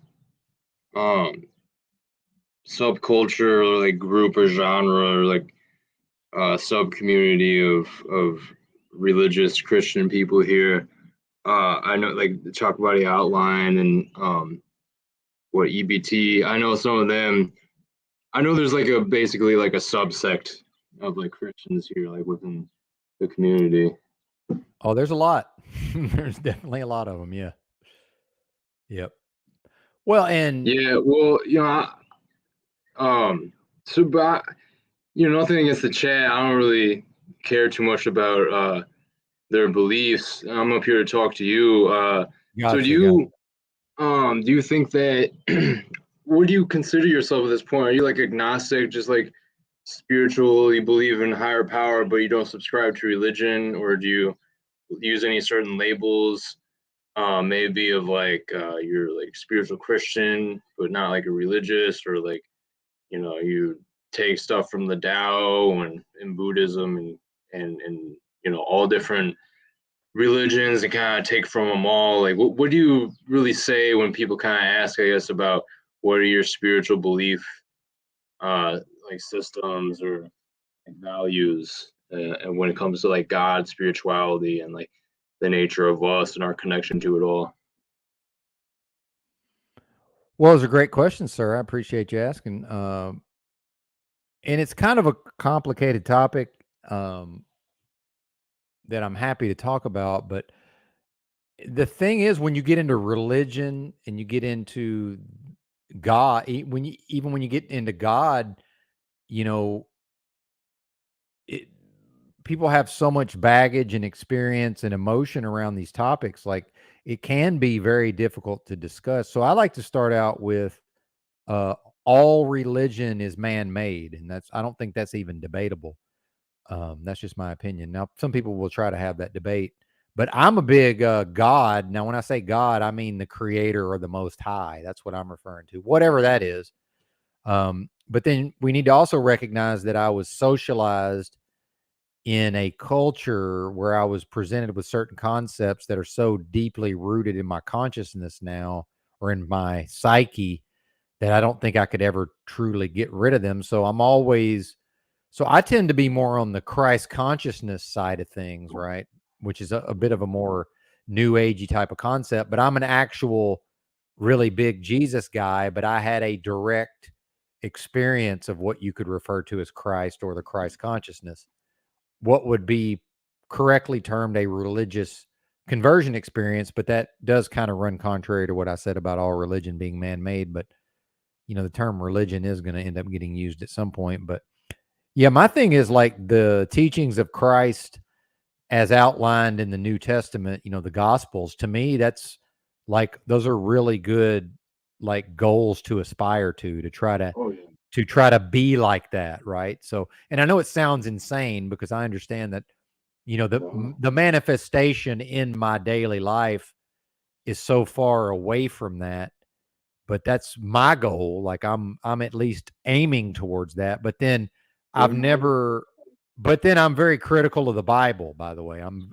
very critical of large portions of the Bible. So this whole idea that my identity is as a sinner, I reject that out of hand. It's like, you know, Yeah. we can say that I've committed acts that represent what we would refer to as sin, but I don't believe that makes me become identified as being a sinner. Like I just don't believe that. Yeah. But my actual beliefs are very close to just the actual teachings of Christ in the Gospels, and I have almost no use for the Old Testament whatsoever. Me personally, Mhm.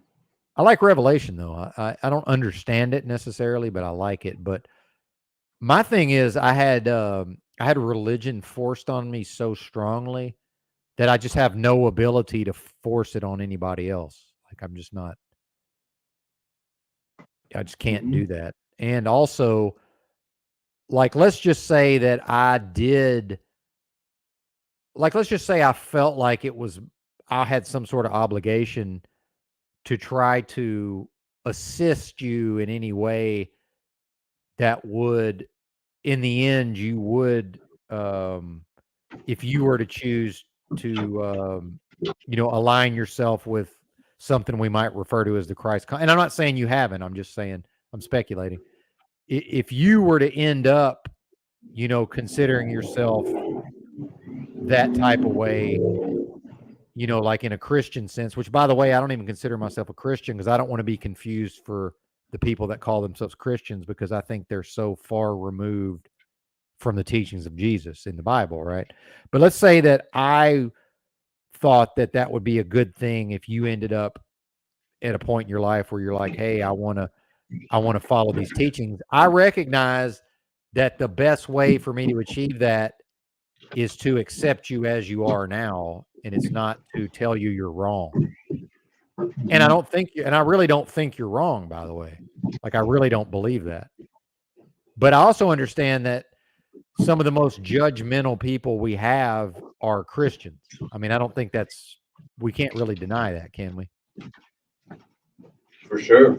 So I don't want to be, and I'm very judgmental also because it's partially my nature and, it's partially the way I was socialized, but I was treated so harshly and even if my parents weren't Jehovah's Witnesses, the culture I grew up in was also this way. It was very, ramming the Bible down people's throats, right? Yeah. So let's just say that I would want to be, um, I would think it would turn you off too much for me to just be like, "Hey, man, that's satanic, and you need to get the fuck away from that." Like I know that's a bad way to communicate with you.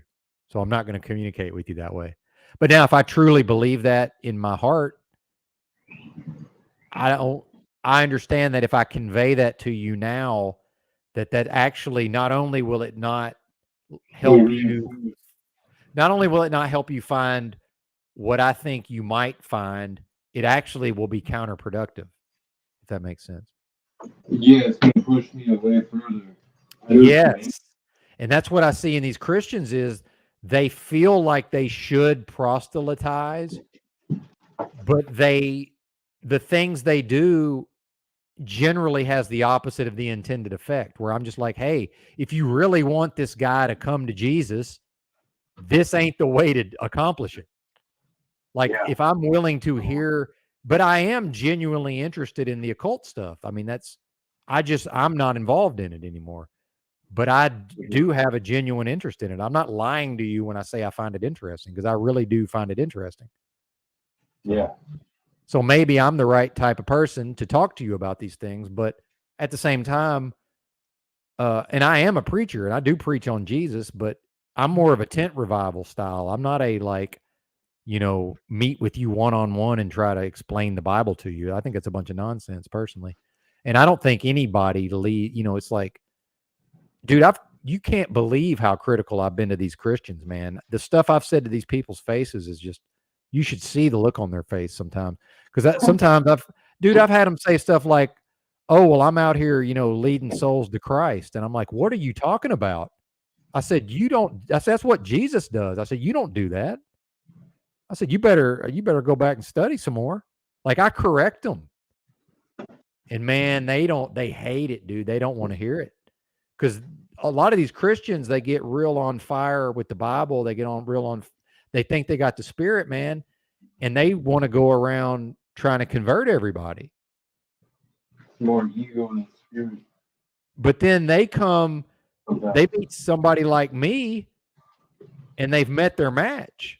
And I'm like, "Look, man, if you want to try to influence people, like this is the exact opposite way to do it." And dude, I'm harsh with them a lot of times, and it's really like Dude, very few of them have been able to accept it, the correction. Very few. Yeah. But Interesting. yeah, but I understand the dude, I was so turned off to anything having to do with the Bible. I mean, I'm talking probably like it took me 20 years to get over what they did to me. So, dude, I Understandable. I get it, man. Like I totally get it.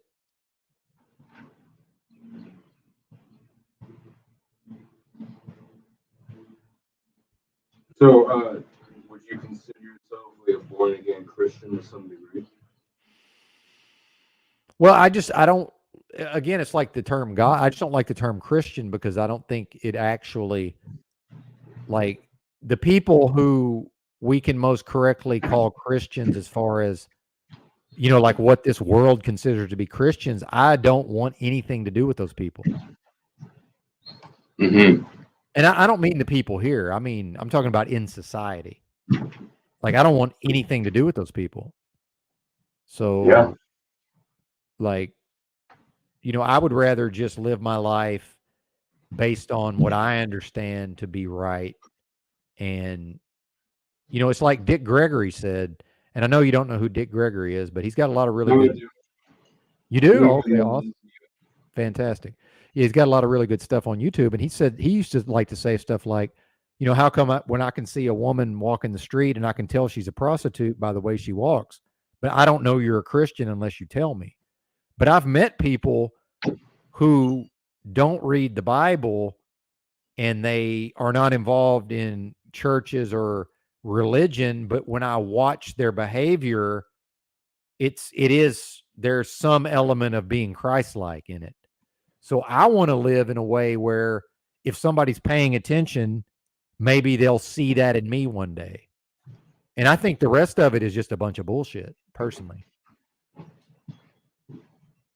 Yeah, I think there's a lot of value in following the footsteps of Christ, quote unquote, and the golden rules. I don't think that's any overhype. I think it's probably the most universal, most applicable guidelines out there for real. Are the golden rules. You're a little So garbled. Hey, you're a little garbled, but I think you're saying good stuff. So I don't know. Mic check. Yeah, you're good now. Because I think you're on to Okay, something. I kind of stepped away. Yeah, I want to I make was sure at everybody a hears weird you. angle. It might be because of wind. I'm in my Oh, okay. sunroom. Damn, I don't know what I was saying with it. Oh, the golden rules. I was just saying, like, the golden rules aren't overhyped. They really do seem like the most applicable guidelines that are out there. Yeah. Well, and look, man, the only thing I can say is I don't think you're doing anything bad or wrong. I think that only thing I would encourage is to stay open-minded. And again, I hate saying anything that even sounds like advice, but part of being open-minded is being open to things like, the teachings of Jesus in the New Testament, right? Like that's kind of part of being open-minded, I would say. Mm-hmm. So, Yeah. so like so when I was involved in occult practices, I can't look back on that and say that was bad or wrong because of where I am now. But I will say for me, if I had continued down that path, I think it would have become bad and wrong. See what I'm saying? For me, I can't, Yeah. whatever you're doing, I can't speak to that. See, Yeah, I appreciate that. yeah, well, you're positioned the best to make those determinations. But I will say, at the time I was beginning to be involved in some of that stuff, I viewed it as completely okay. And then later on, I changed my mind about it. That's all I'm saying. So as long as the person is conscious of what they're doing, and you do seem like a very conscious person, then I don't think you can go wrong in the long run. I really don't. So I'm not worried. But I see a lot of these people who will call themselves Christians, and I don't mean the people here. I mean in society, they are scared of these type of ideas. See, never had a fear of any sort of information or knowledge. I don't think knowledge or Yeah. information is things to be scared of. So, you know, I'm not going to follow whatever Crowley was talking about, but neither are you. But then, you know, I was starting to get into some things that were kind of like Crowley adjacent, right? So, Blood over intent. yeah. Am I still coming in clear? 'Cause I'm like walking around my sunrooms. I don't know if I'm like distorting because I'm turning away from the. Well, no, you're good, man. And, you know, I would want to say that I would like to talk about it more in the future. And we are probably going to wrap up here pretty soon, but you know, and I appreciate the audience. When Ginger Ridge says that I'm smart enough to know I can only speak for myself because of my own, and that's true, yeah, because the experiences I've had, I can only really speak for myself. But, you know, I'm not gonna write somebody off, you know, because of like the type of information they're interested in. You know what I'm saying? Like that's to me, that's crazy. Yeah, and much respect to that as well. Being able to have that mature, respectful approach to how you, Yeah. And I do want to hear about the rituals and stuff. So yeah, once you're maybe once you and your lady are done with that, maybe you'll want to tell us about it. It's up to you, man. But Just smoked a lot of weed last night, and like a lot more than usual. And when we were laying and kissing, hang on, you're off the mic again. I might turn you up though. Well, it's because I'm stepping away and looking away from the computer. Step away and let me turn your mic up, and maybe that'll help. Mic check. Oh, see, I just switched my audio settings and Oh, okay. you can hear me right now, but I can't hear y'all, so I gotta change it again. Oh shit. Wait, what the hell? Okay. Anyway, I'll just not step away from my computer like that.